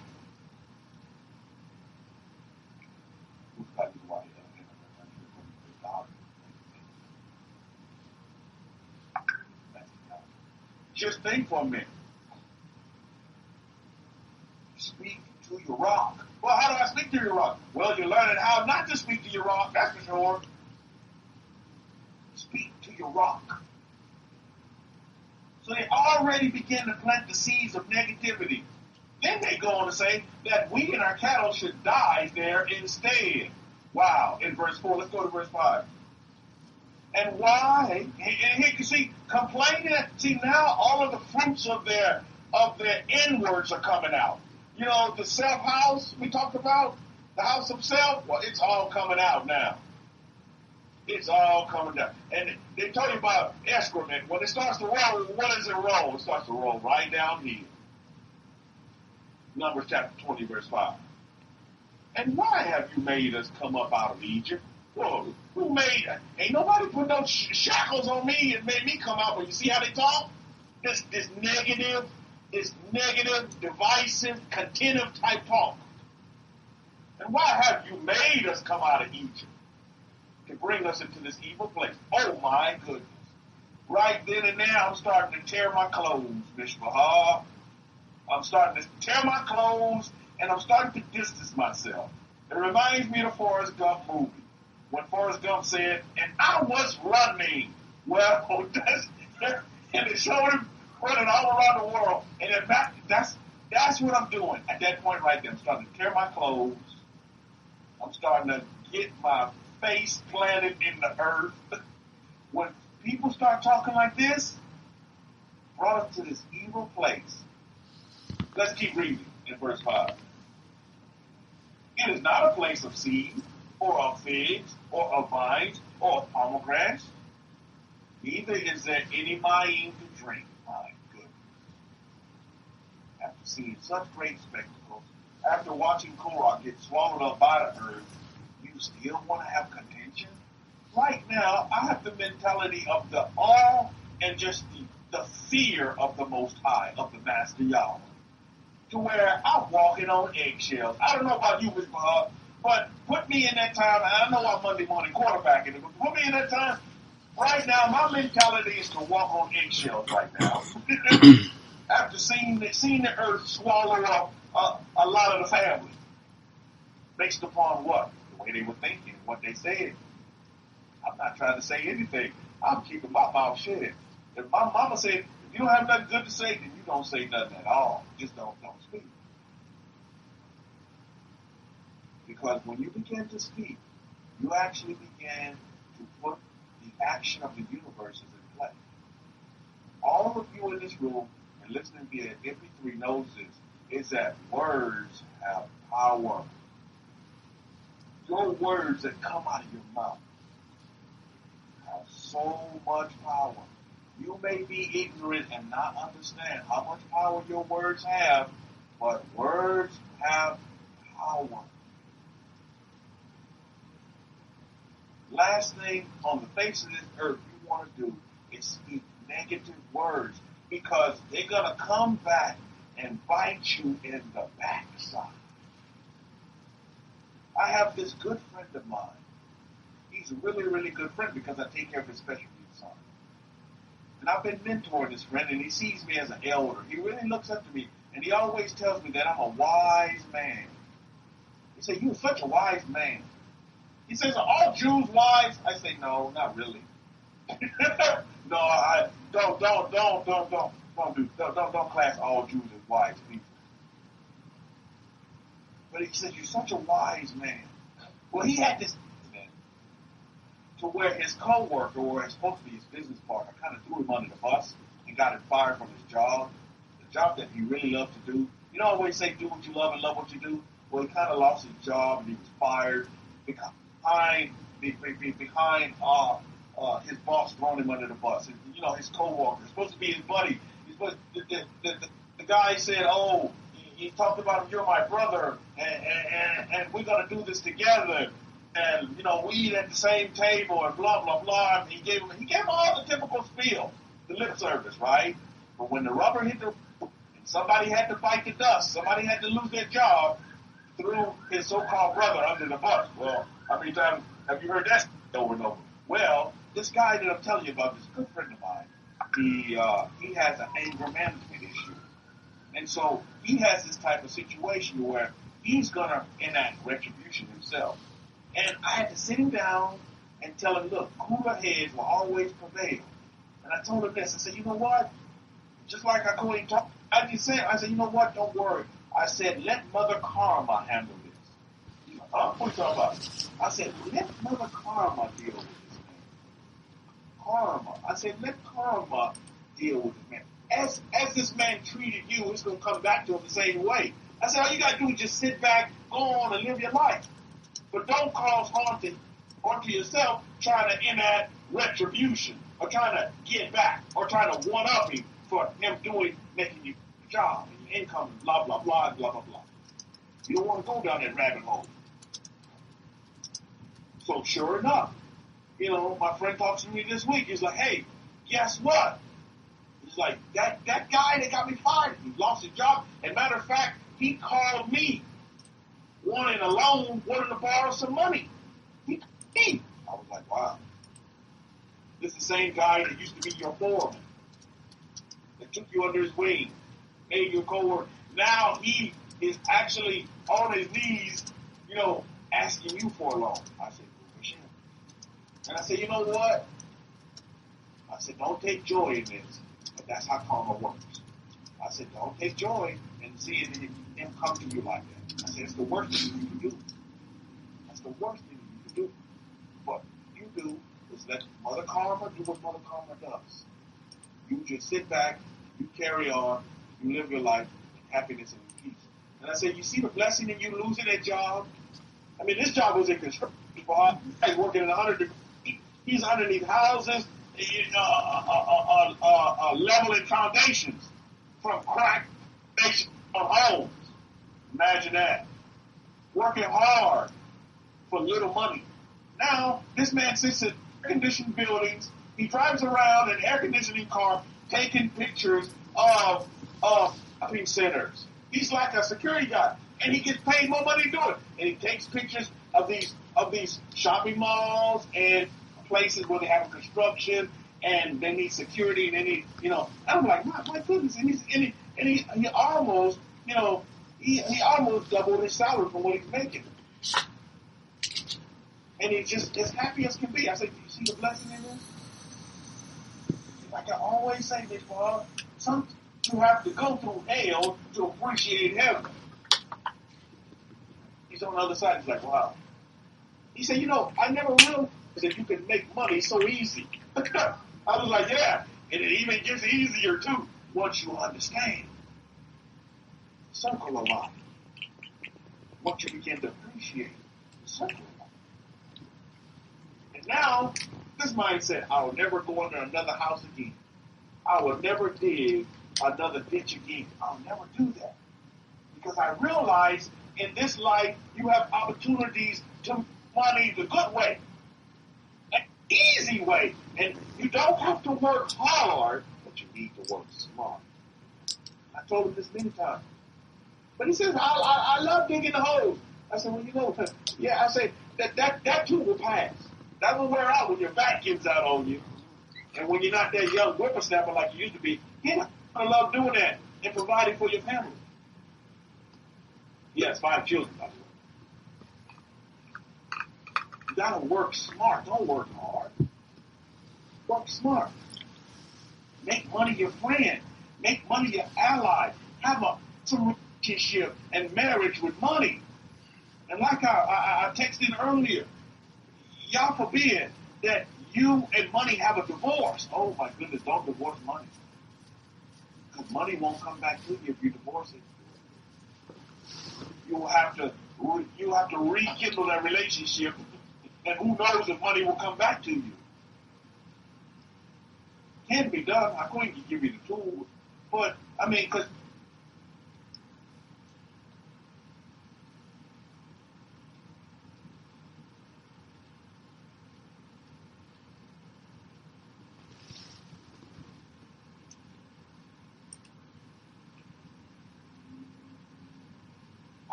we're going to quit. Money will leave you because money has too many other relations it can get involved with instead of messing.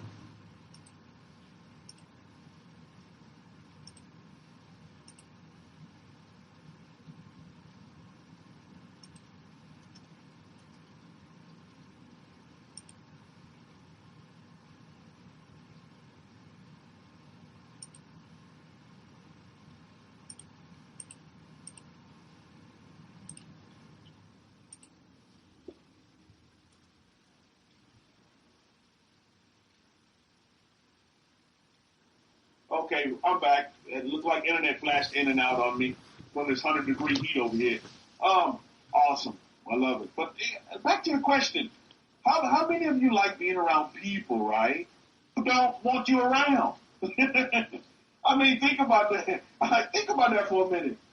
How many of you like being around people? And it's not I know folks right now that are around people that people don't want them around. They don't want you, and they'll tell you to your face, I don't want you. Can you imagine? What a terrible situation. Yet that situation occurs. What's going on here? Let me turn this one on. There we go. But that happens. So if you're in a job and you know that these people don't want you around and you don't like the job anyway, then why be around the job? Get with something and do something that you enjoy doing, that makes you happy and gives you what? Peace of mind and gives you peace. There's no need to be in these kind of situations. So this man, a good friend of mine, he learned a great lesson there. And yeah, he's still dealing with his anger management issue, but it's been kicked down a few levels. Because now he takes time to actually think before he acts and causes the action that makes, the words that matter 10 times worse.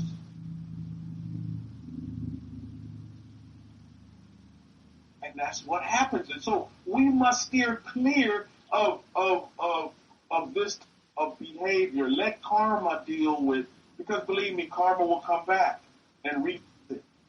All of us.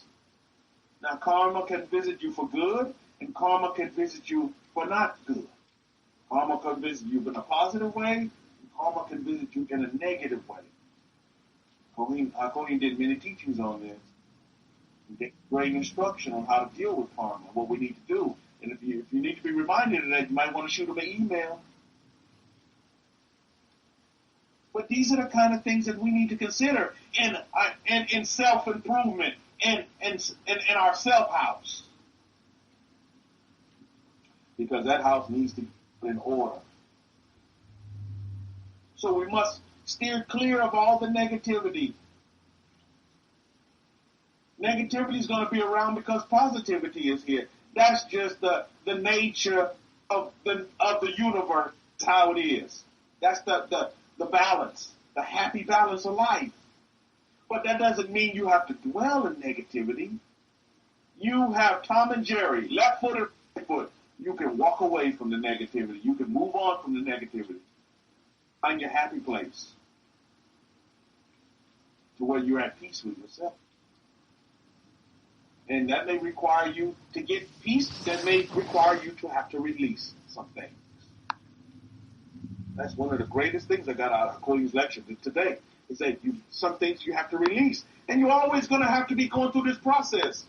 How many times can all of you in this room say you have reset your computers? And can anybody in this room tell me right now, in the future, that they won't have to reset their computer? Everybody honestly say, well, Rabbi Kefa, I can tell you right now, I'm never going to have to reset my computer again. In this room, can you ever say that? So if we're talking about just our computer, which is energy as well, how many more times are we going to have to do resets in our own life when we have to reset as energy? Like reset some areas in our life. So at the end of the day, we can do what? We can be a better person. Make us better people. Thus making the world around us better. But if you're an angry bird, how is the world around you going to be? A not so happy world, right?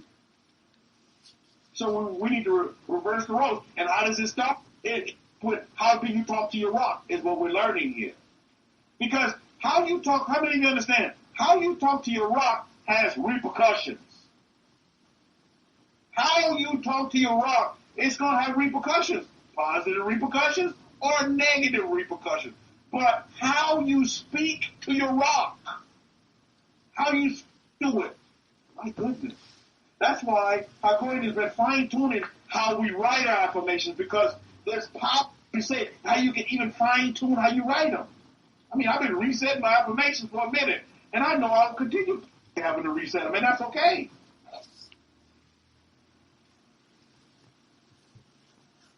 Because I want to be just as precise. My wife used to word the other day I thought was awesome. She said, I want to be just as precise as I can be. She's making this bread stuffed with different vegetables and things called balsa. And I was like, honey, it doesn't matter. It's when you chew it, it's going to all be messed up anyway. She said, no, honey, I want to be precise in how I make. I want to be precise in how I make my balsa. I don't want them to open as I steam them. I want them to be precise. I'm like, wow. I'm like, honey, when it gets in your stomach, then it's just going to be all mushed up anyway. So what does it matter at the end of the day? Oh, honey, I want them to be precise, you see. I want them to be precise. So I'm telling you, we can learn many things from our wives, can't we, Ms. Bahar? And I'll continue to learn from my wife because I'm going to continue to have that student mentality. The best student. Do you know who makes the best teachers? The most awesome students. Think about that for a minute. And if you don't believe me, I want you to go and look at the life and study the life of Yahushua or Joshua or Yeshua. Go study Yeshua's Joshua.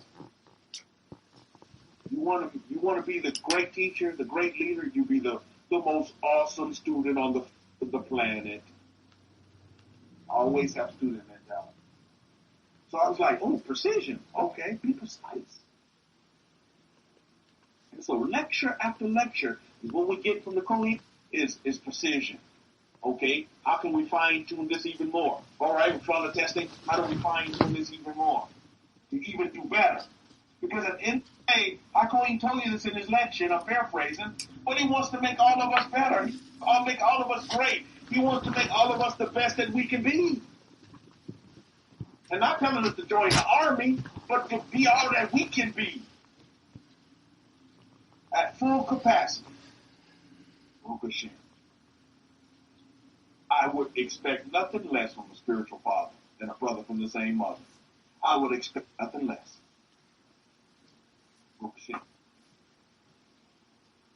So, it's the negativity that will tear you down. And again, if you begin to keep speaking and speaking, like we hear in Numbers chapter 20, let's keep reading there. So Numbers chapter 20, let's look at verse 6. And Moshe and Musa and Aaron went from the presence of the assembly to the door of the appointed times. And what did they do, Ms. Baha? They fell upon their faces, and the glory of Yahweh appeared to them. Remember I talked about this?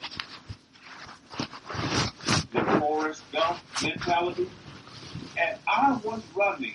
As soon as the people began to brew up the gumbo of contention,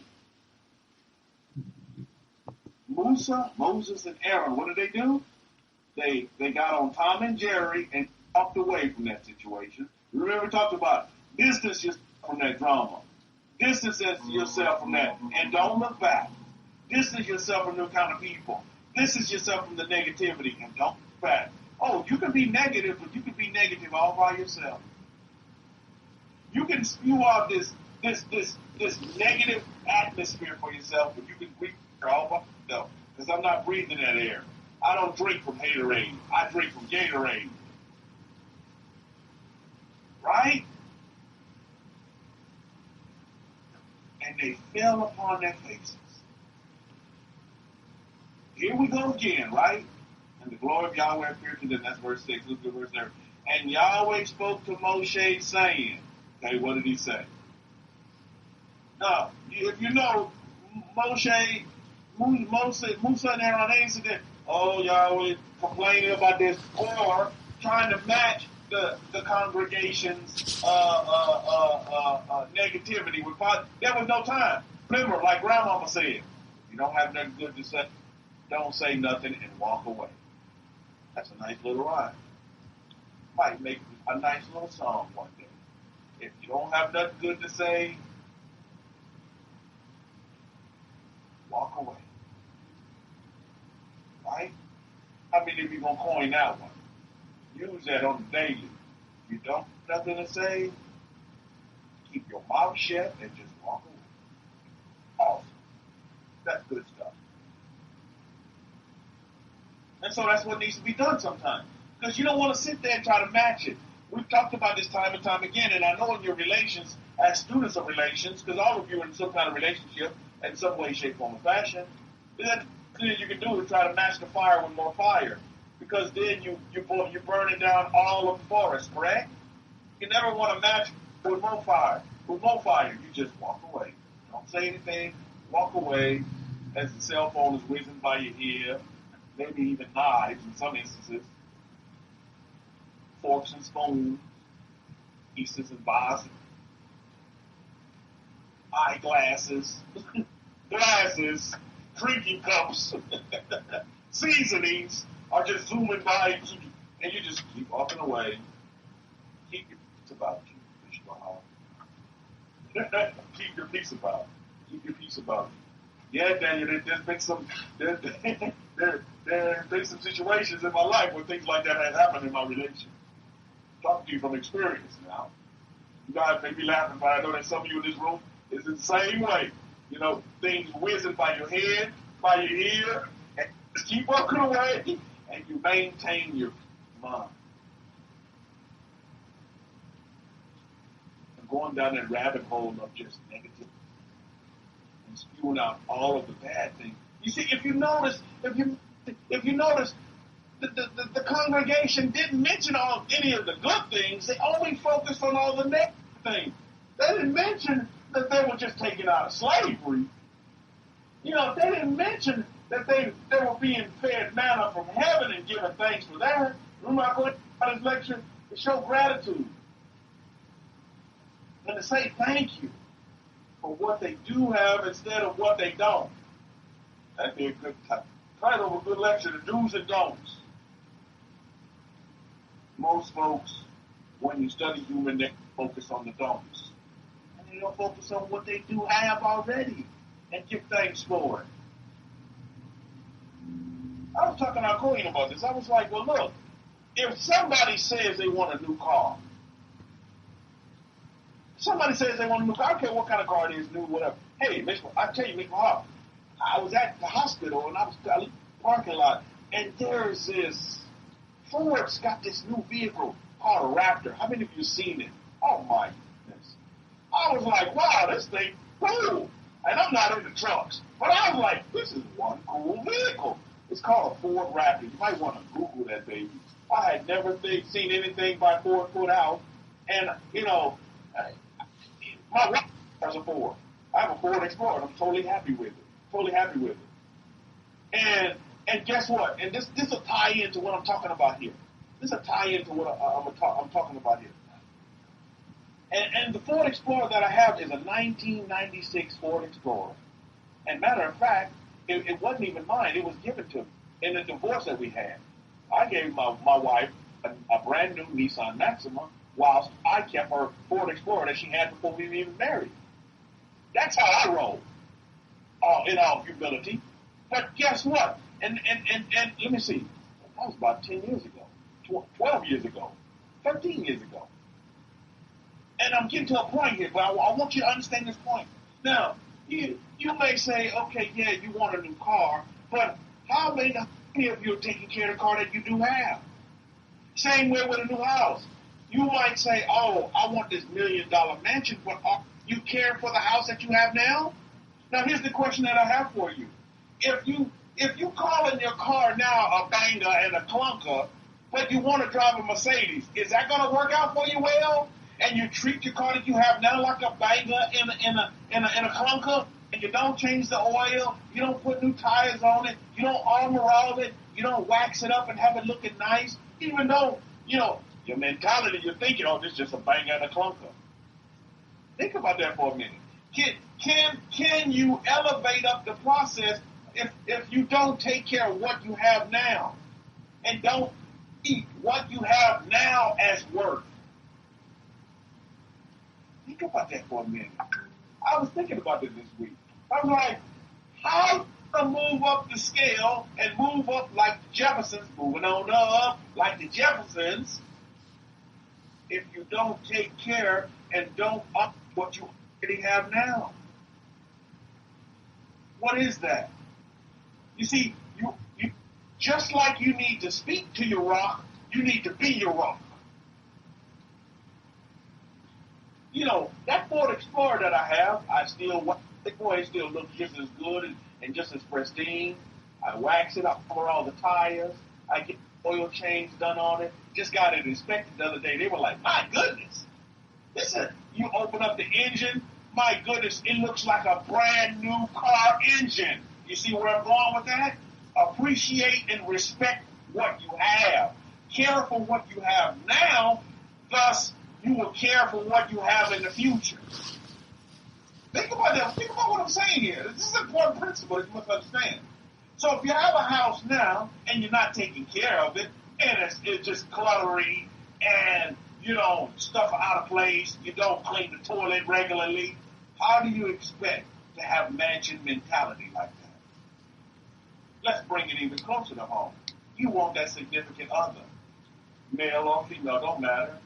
But if your hair is scraggly, you don't go to the barber, you don't put on this perfect colognes and perfumes now, how are you going to get that significant other when you degrading yourself now? You see yourself as less. Think about that for a minute. You're not getting your nails done now. Oh, I'm going to get them done when I get married. How about you do it now? You already married. Act like you already married now. Yeah, you're right, Dad. You can't walk around here like some kind of ragamuffin. Speak to your rock, but also be the rock. Look like you dress like you're $1 million. You say you're $1 million, then dress like it. You say you're $1 million, then act like you're $1 million.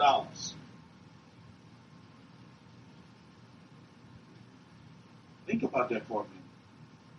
Act like it. Well, what are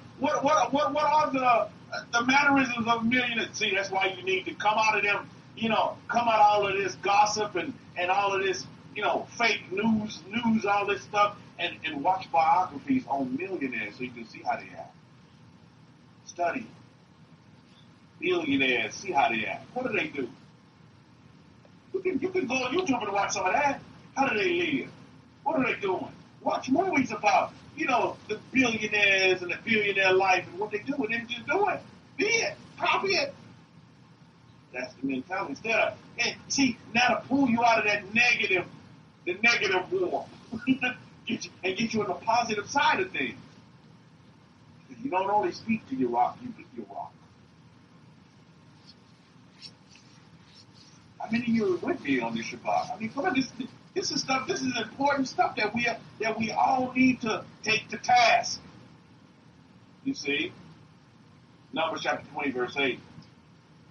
The Master Yahweh is talking to Moshe, saying, take the rod and gather the assembly together, you and Aaron your brother, and declare my word upon the rock before their eyes. And it shall give forth Ma'im, and you shall bring forth Ma'im out of the rock. So shall you give the congregation and their beasts drink. Rugash.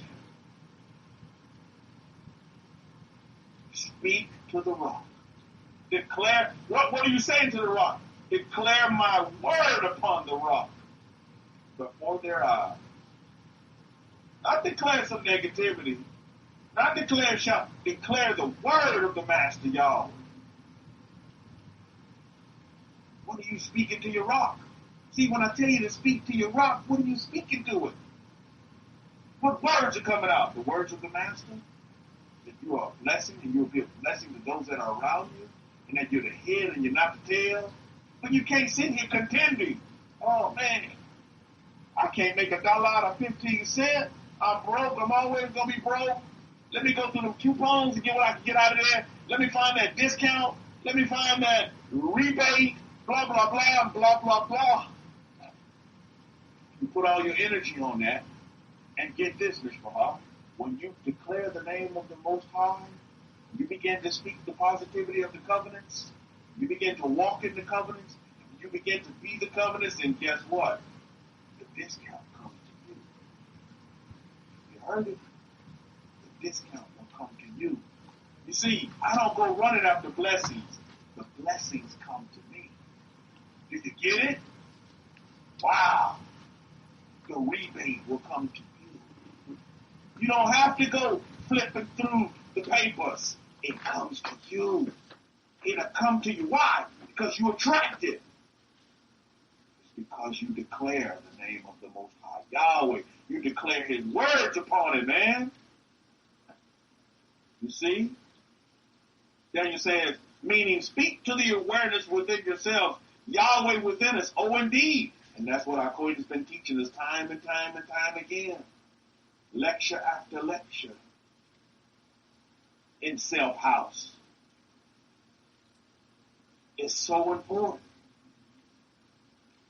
You see, because what you want is what... You see, like I told you earlier, Ms. Mahal, when I want something, I go get it. You see why? It's because of God in me. It says, you want it, you got it. Not you can have it. No, you want it, you got it. That's what it is. You see? Think about that for a minute. But you're going to get those negators of the Torah. You're going to get the negative. That's it's there. Recognize it, but you don't have to dwell there. You don't have to be there, and you don't have to take the oxygen there. You don't have to breathe that. You can do like Moses and Aaron did. Get on Tom and Jerry, walk away from the congregation, go to your happy place, get into your meditations, bow down, and get replenished with the words of Yahweh, with the Master Yahweh. Get strength from the Master. Through what? The words. We already have the words. What words are you speaking? You see, you got your affirmation list right there. You can just go through it. You go through it. And that becomes a part of you. And you see, and then you find you don't have time for those periods of negativity because you're dwelling in positivity. You're dwelling in a positive universe. Well, yeah, you recognize negativity is there because negativity is going to always be there. But does that have to have an effect on you? No, it doesn't. Does that have to make you begin to see things that will negate the Torah in life? You don't want to be negators of the Torah in your life. What does a negator of the Torah really mean when you get to the grains? When you get down to the beef ribs, huh? You know what it means? It means that you miss your mark. You know what a negator of the Torah is? Is the mark missers, not the mark makers. It will make you miss your mark. Your marks. Time and time and time again. And then you become this angry bird, angry. Because everybody else is meeting their marks, but you're not. You become this angry bird, and you become jealous and angry and envious and blah, blah, blah. And it takes you down that rabbit hole where you don't want to go. Where you want to be, and you're totally not happy. But you say you love God. Come on, who you fooling? Reality 101. Reality check 101. Moshe, Musa was commanded to declare my word. To declare the word power. What is that word? It's within you, Mishpah. And thanks be for the Kohen and the gate. We got the word.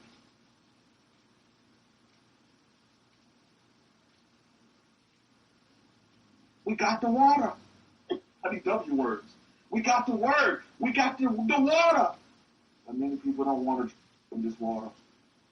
They prefer other waters out there that are bitter, really hard to digest, really don't give any nutrients, really don't quench the thirst. So they want to go drink more water and more water and more water.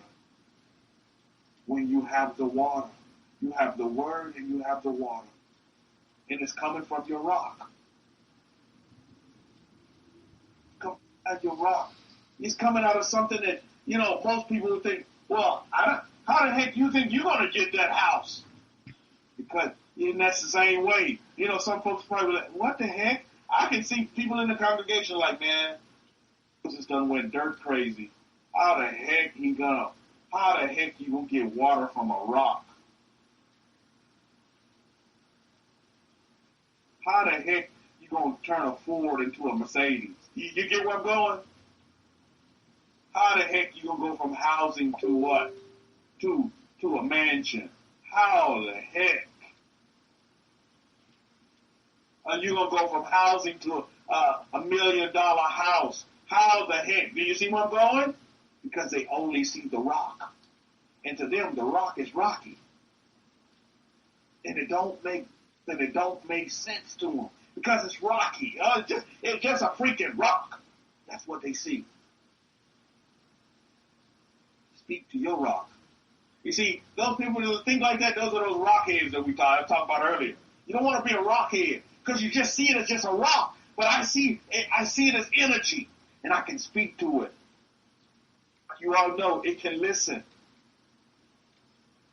You see, in that the life when you really begin to connect and have the relationship with Mother Earth, is that it all has this. It's a harmony. It really is. Like my harmonic patterns in the stock market, there's a harmony to it. In the Forex, there's a harmony. It's all harmony. The body is made up of harmonic patterns within your own body. My goodness. It's beauty in that. Luxury class, we'll get your question after the lecture. I'm wrapping it up here in a minute. Freely, you can put your question out there, no worries. It's beauty. It's harmonic. And you all need that. We all need that in our lives is harmony. Harmony with ourselves. Don't go try to get harmony with another person, because when you try to do that and then the person let down, then that harmony is broken. How many of you have done that? You're seeking harmony in another person, another individual, a material thing. No, the harmony is going to come within. Thus, then the harmony will come without. When you're harmonic within yourself, everything around. When you're happy within yourself, everything around you is happy. Regardless if all hell can loose around you, that doesn't matter at the end of the day. Yeah, I walk through the valley of the shadow of death. I don't fear no. You see, that becomes real to me. It is real to me. You see what I mean? Doesn't matter.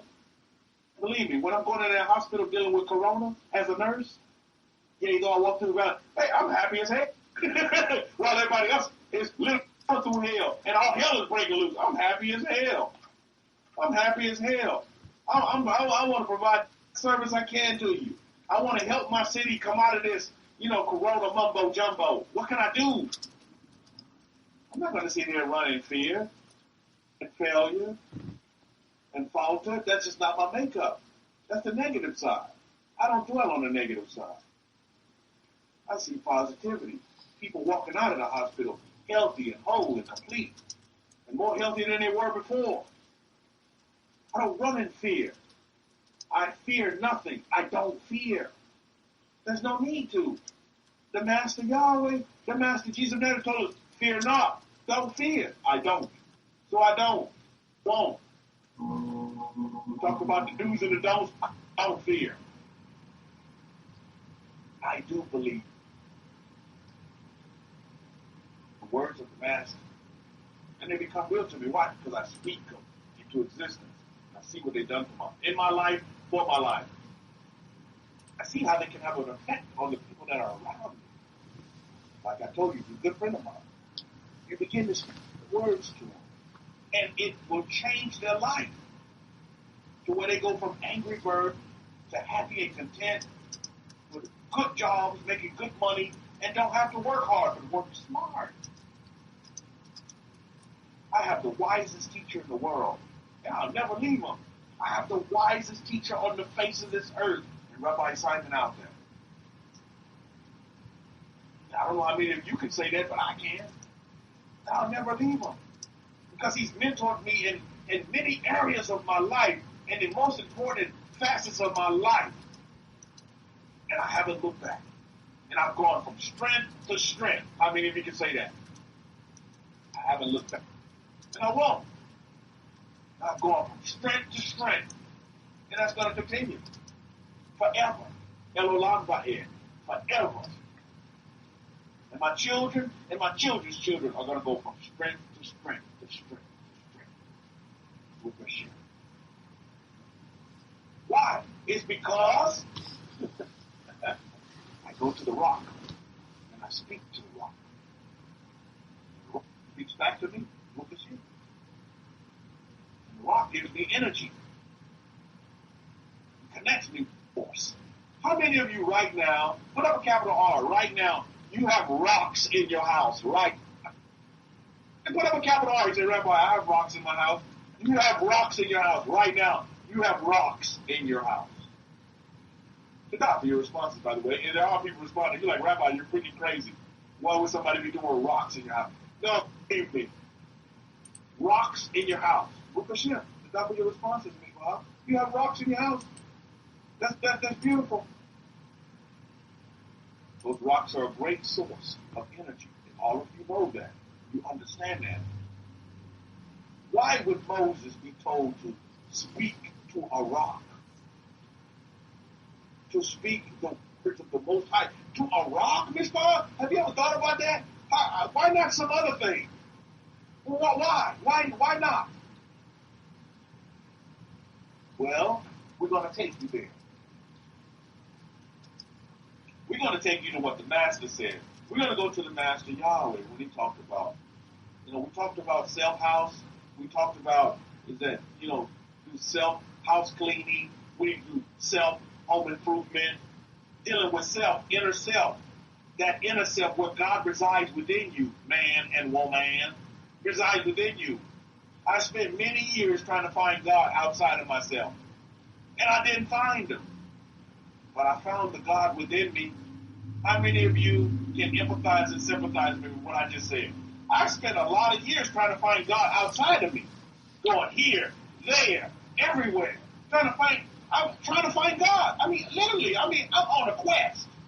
I'm on a quest to find God. And the whole time, God was within me. I didn't even know it. I was searching. The Bible says, seek and you shall find. But I didn't realize until I learned from the most awesome teacher on the face of this earth. He told me that God was within me. Nobody ever told me that before. He said God was already within me. And the Master told us, he said, listen, I'm going to leave you or forsake you. What does that mean? Wherever I go, he is. I couldn't put two and two together at the time because I just didn't have the revelation. I didn't have the understanding. And I did not have the teacher, the Kohen in the gate to instruct me and guidance. And tell me, no, people. God is with you. God, you are God. God is within you. Our books, is that right? I'm not making this up, Miss Bar. I'm not making this up. So we see the Master. And the Master, just for your information, he only speaks about this twice in the New Testament. He speaks about this in the book of Matthew, and he speaks about this in the book of Luke. Matthew and the book of Luke. Well, correct me if I'm wrong, both guys believe Levi's book is here. But get this. Look at what he says in Luke 6. The Master Yahweh, Jesus of Nazareth, Yeshua, whatever name you know him by, book of Shir. He speaks about this in Luke chapter 6. I read from the Abrahamic-Faith Bible. You don't have this book, get this Bible, add it to your library, great for your studies. Luke chapter 6, verse 48. He's talking about the do's and the don'ts. Then he goes and says this. He is like a man who built a great house and dug deep and laid a foundation on the rock, and when the floods rose and the steam beat vehemently upon the house, upon the base, could not shake it, for it was well built. What is this house, this foundation talking about? Let's keep reading.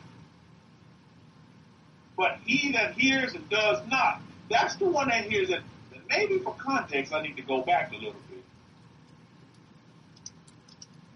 Let's go back to verse 46 of Luke chapter 6. Verse 46. And why call me Master, Master, Adonai, Adonai, Lord, Lord, and do not do the things which I say?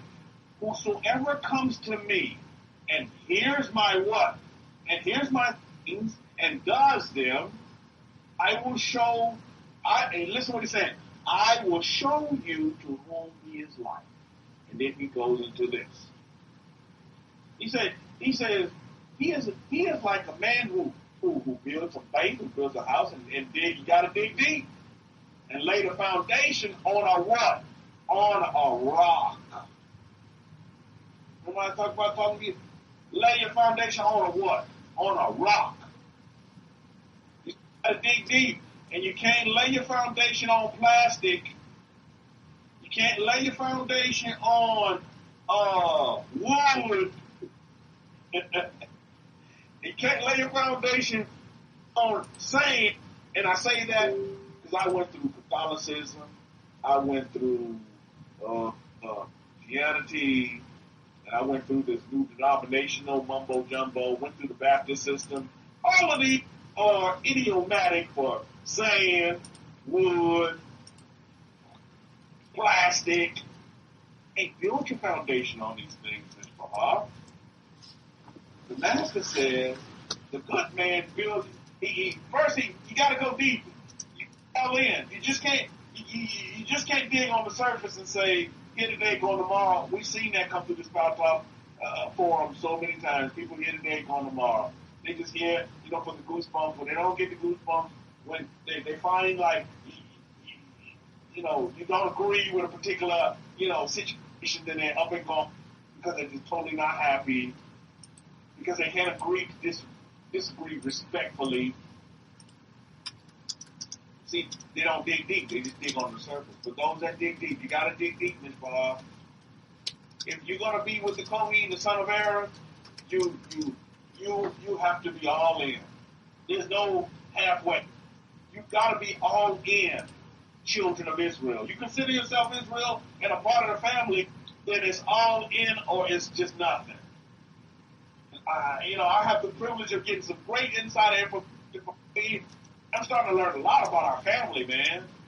A lot of the pieces are bit by bit coming together to my puzzle. And I go in just filling those pieces in. I've learned a lot about our family. You all know our family, we're a family of warriors. Yeah, we come to you with peace. But when peace cannot be decided upon, then we're ready for war. And we're some great fighters, Mr. Bahar, right? Our Kohen says they are all looking for God and they will never find him. Oh, Kohen, I totally agree with you. Because I was one of those ones. And I spent years looking for God on the outside. And I never found him. I never did. And God, in all his suffering and all his compassion and love, finally gave me some direction when I was ready. Because I had to get ready. It wasn't finally on his part. It was finally on my part. Because I needed to get ready. You see? I'm going to say they all want ritual, but will never know a relationship with God really is. Oh, indeed. That sounds like the title of a good lecture. Ritual versus relationship. Indeed. You see? So it's very, very important that we understand this, Ms. Ball. Who we are. I got to know who I am. I got to know where God resides, and he resides within me. Now, what kind of representation of what kind of likeness of God am I portraying? Goodness. That's the title and subject for another day, right? But that's something that we need to ask ourselves. The godness within us, what are we portraying? What are we putting out to the rest of the world? Protesters and plaque holders, or peace-loving and compassionate? Think about that for a minute. Children of Israel. Now, I'm only talking to the children of Israel. I cannot talk for the congregations outside of the children of Israel, because that's not my remit what they do. But I'm speaking for those who proclaim to be under the umbrella of the children of Israel, of the family of Jacob. That's what I'm talking to. Everybody else, this really does not pertain to you. Unless you want to come in to the Commonwealth of Israel, then you're welcome. And I embrace you with open arms. But we live by a standard. We live by a code of character. Wow, that's a good way to put it. To top of that, we live by a code of character. You don't follow the code, you don't meet the character. So you can sit here and call your, but you cows come home. But what's your code of character? In the military, they have what? The code of conduct. We have a code of character, of the way we carry ourselves. Because our way of life is not a religion. It's a way of life. It's a lifestyle. Not many people are styling with this kind of style because they just, like our Cody says, they just can't handle it. It's just not for them. And so be it. And I wish you on your merry way, and I only desire the best for you. And I want you to find your happiness, and however you find your happiness, get that. I get we're not going to have a lot of people that this is popular with. I totally get that. That's a part of the pattern. You know that. Israel's always been small. And that's just what it's going to be. You see? So the master goes on to talk about this rock as well. The master talks about this rock here in Luke, where he says, and it laid his foundation on it. This is where we need to lay our foundation, on the rock. That's why I asked, how many of you have a rock in your house? Literally, have a rock in your house.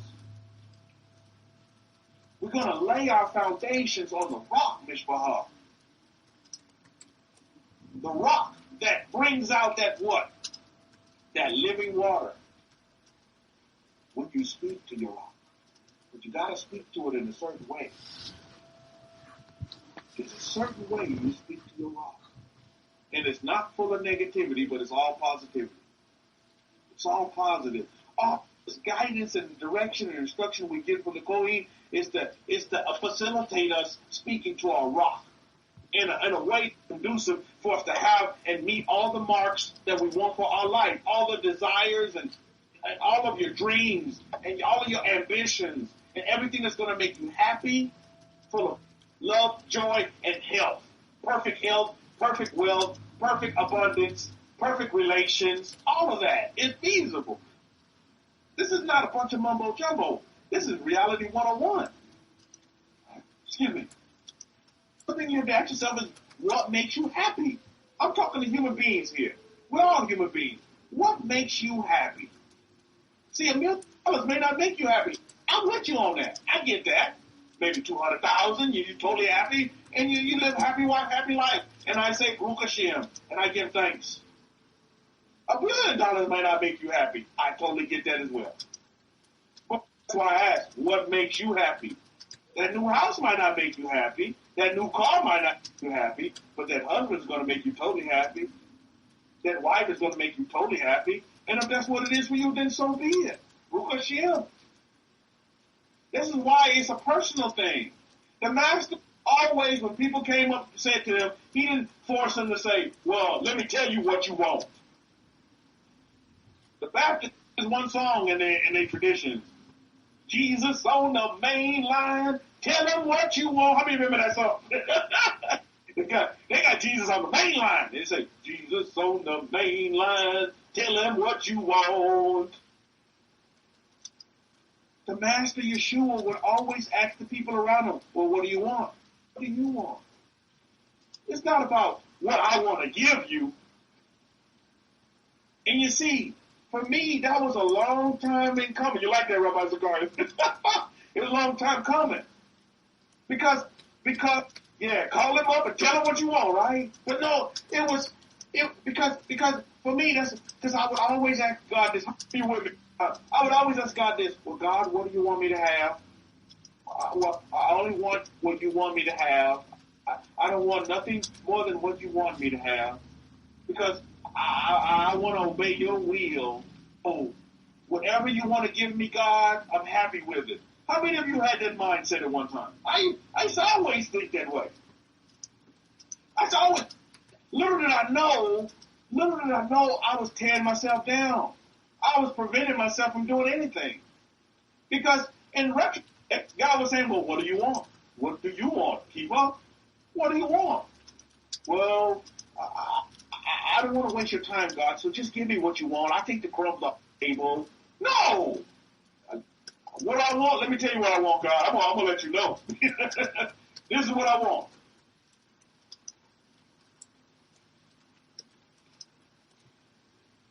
So this we must understand is that it starts within yourself.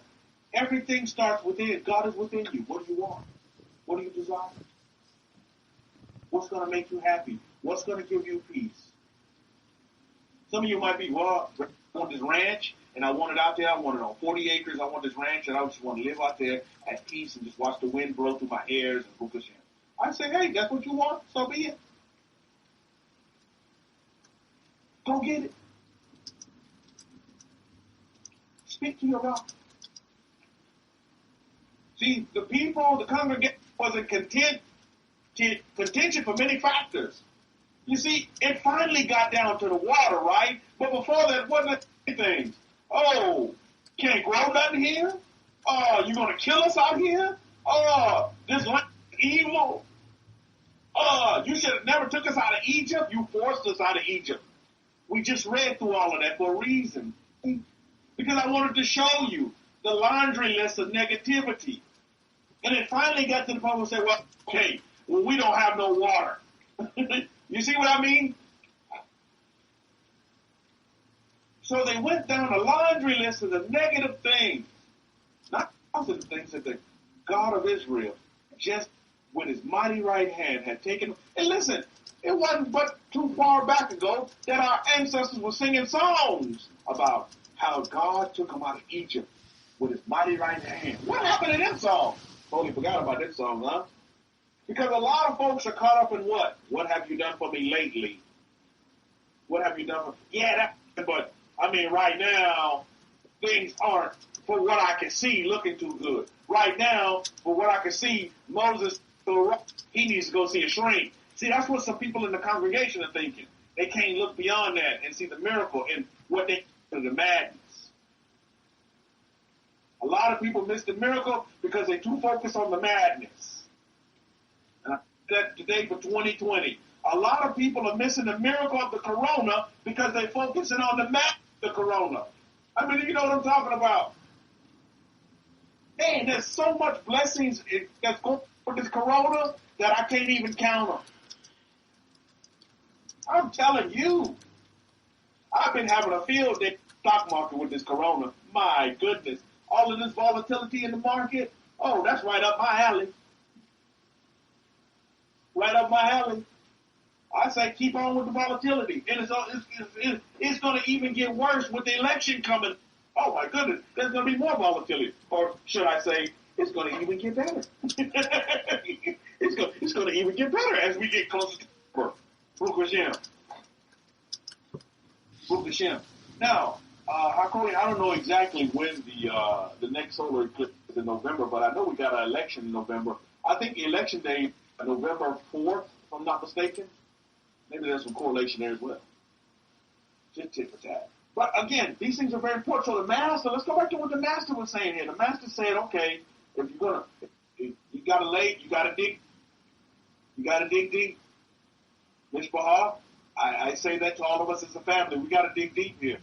Like the master said, if you're gonna build your house, you gotta dig deep. You gotta be in it to where you're not just gonna pack up and leave real quick. You're not gonna just put up a tent. No, you're digging deep. You're not gonna just put up a little bump tent, and if things then you can pack up and then go another place. No, you're here to stay. Or like I always like to say, come Shiloh or Sheol. Come Shiloh or Sheol. Election day November 3rd. Okay, to for that, Daniel. Good correlation there. Interesting, right? Interesting things. So you got to build it on the rock. The master talked about the rock here. And when the floods arose and the steam beat vehemently upon that house, it could not shake it. For it was well built. That's why I told you, Corona don't shake me. I don't have no fear. Because my house is built on the rock. I'm telling you, I fear nothing. I'm going to tell you, in Christianity, I had a lot of, in Catholicism, I feared everything. I feared. You know what I feared more than it? I feared death. I feared missing the rapture. You know what I feared? I feared going to hell. No, I'm telling y'all the truth. I don't know if any of you can sympathize and empathize with me, but that's what I was. I feared these things. I feared these things. I'm like, man, I don't want to miss the rapture. I don't want to die. I don't want to go to hell. And then when I landed on the rock,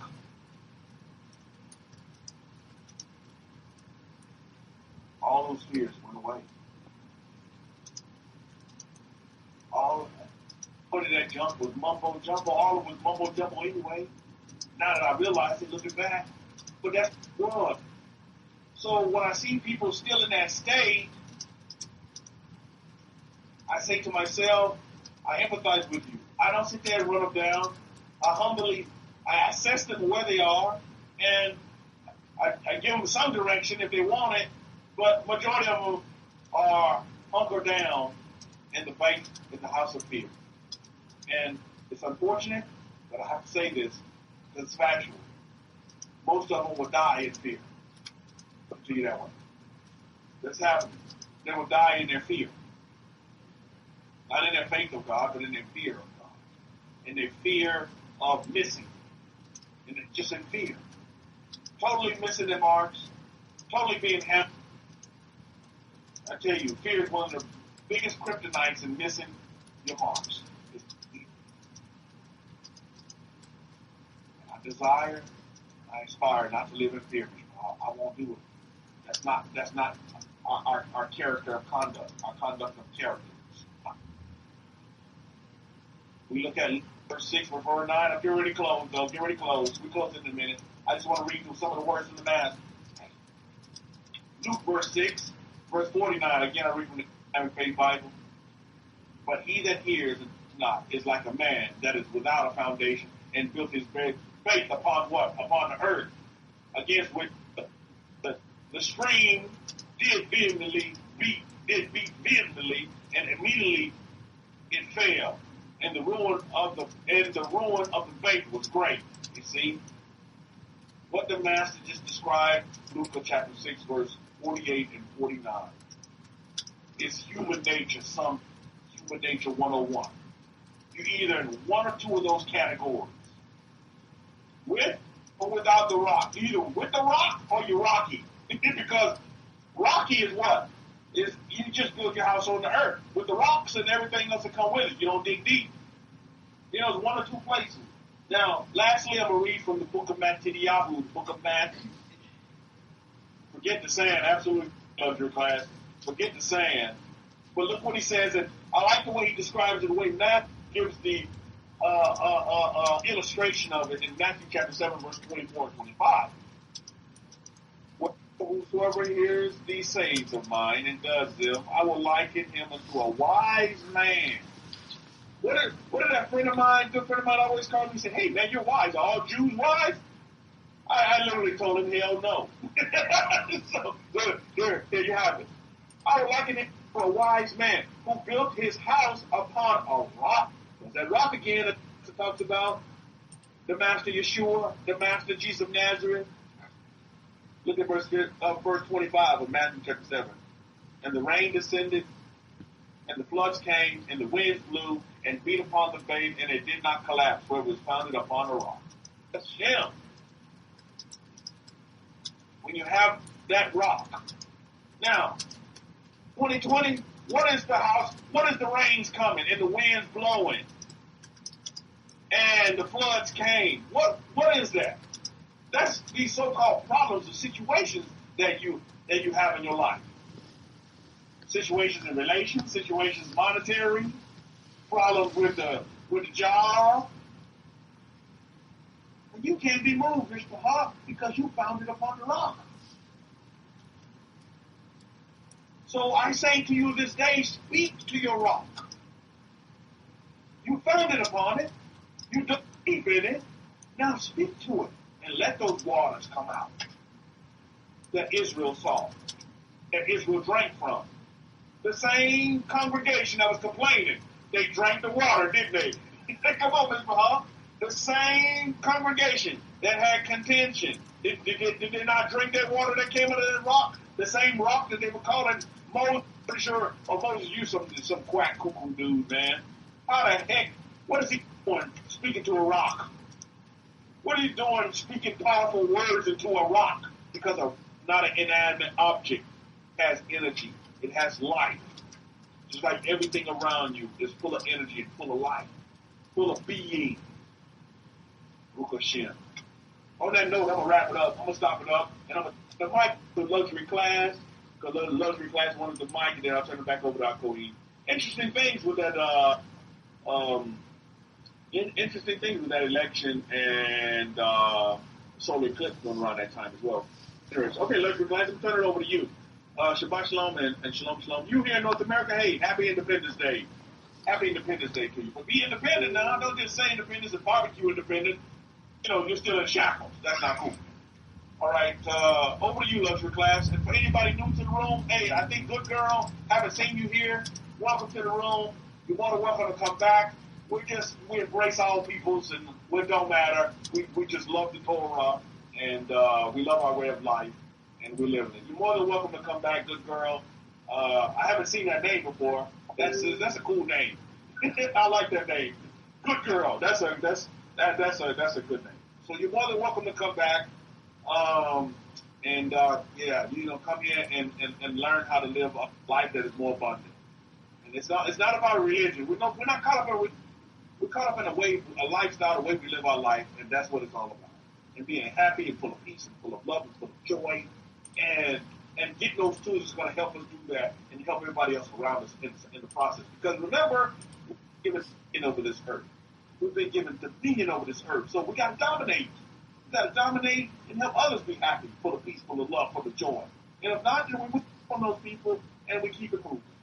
Whilst there's other people that want to be happy and full of peace, full of love, full of joy, and want to meet their marks and want to do great things and want to be of service to other people. So, good girl, you're more than welcome to come back. Tell others that may be of your same likeness that this is where we are. This is Israel, and you would feel we're Israel. You're looking at, you're talking to Israel. So, Baruch Hashem. And you can become Israel as well if you like, or you may be for yourself. Baruch Hashem. So, over to you, luxury class, and then Hakohen, you can take over, okay? Shabbat Shalom and Shalom Shalom. Hey, I really appreciate being able to be put on the mic, or allowed to be on the mic. It's been quite some time. The last few weeks have been extremely hectic for me. It's such a great day to have a reprieve and be able to get into the room. My takeaway, in part of what I've listened to today in this peaceful day, is mindset and avoiding the poverty mindset. That really struck a chord with me, and it is a mindset that, I know people that, and I'm not saying it's not good to conserve and it's not good to get great deals, but it'll come to you if you have that. Really, it does. And it doesn't take as much work, because, by the time I know people that, and I know people probably got in this room, I'd imagine, but I'm not condemning anybody, but it's like, I know somebody who will drive in 4 or 5 different stores to save maybe $3, $4, because they have a better sale on something. Yet they spent more on gas and energy and risk, potentially, and stress and calories burned of going all over the place to save a few bucks. And it's not that it's not good to save money. There's definitely a value in it, but why not go to one store, save yourself another hour of your life and the quality of life? And it was kind of like the example about getting the petro at $2.99 a gallon. It makes more sense. It really does, in dollars and cents. Can I get a 1 on that? Am I enunciating that, being clear about that? And it's sad, because I'm like, you wasted half your life on scrimping and saving, and you really don't have much to show for it. Bible, not to be rude, but Bible teacher has been in here before and it's been a problem. And that's okay. I don't ask you to agree with me, BTS, so I got on the mic. And I'll get, if it's okay with the room owner and owners, I'll give them the mic, but I guess that's not going to happen now with the dot. Last thing, and I apologize for quote hogging the mic. I go with beef ribs, but the mindset of avoiding poverty and looking, mindset of being successful, and you may not buy an Armani suit, but you can buy a nice, great appearing business suit. And when you're meeting these people, they will be attracted to your class, the way you're presenting yourself. You don't have to be, spending $2,000 on a suit. Does that make sense? But it's a mindset of being positive. I've noticed that. I own a few nice suits, clean, not rolling out, looking like I just rolled out of bed, attempting to network and mix and mingle, and it goes a long way. I mean, I'm not saying that that's, I'm not talking about being fleshly but it's a mindset. If you want to go out to a business meeting or something and you look like you just rolled out of bed, it's not going to come to you. It's not going to happen. And I'll get off mic now, but that really hit home to me. The mindset of not being in poverty, and yet you rebates and going through the 2-hour phone call to save $5-7. It just doesn't make sense. I like to get good deals like everybody else, but it comes to me because I go with that mindset. I'm getting this. I've earned this with my presentation and my willingness to take it. And so I do believe in that. It really makes sense, and I appreciate the reinforcement of that today. It makes a lot. It means a lot. I'm glad to be back and finally have a peaceful day. It's been really hectic in my life the last few weeks, and I haven't truly been able to enjoy Shabbat like I normally do. I won't get into those details. Mike, over. Thanks for the time. Truda, for that luxury class, Truda. Thank you. Now, I just want to give an example over here of, cheap versus not so cheap. I had a friend in England years ago, and, I came after him into the IT industry. And he was in the industry for many, many years, 15, 16 years. He spent his life in the industry. I came like yesterday, and I overtook him. I was having a better salary, better car, better house, everything better. And he's like, what the heck? You just came yesterday.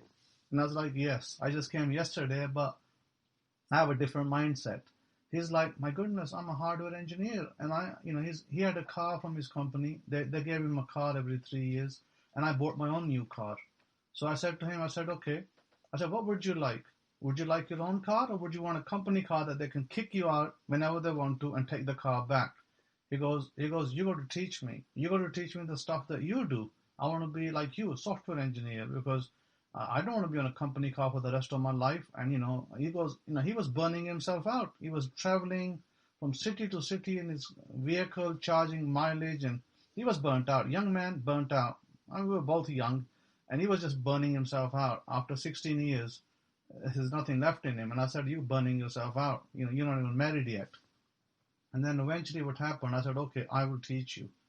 And the only reason I taught him is because he was the first man to give me a computer to learn IT. He's offered me his 286 in those days. That was a big deal. So I started to teach him. And then I was an expert in email systems. So I said, you know what?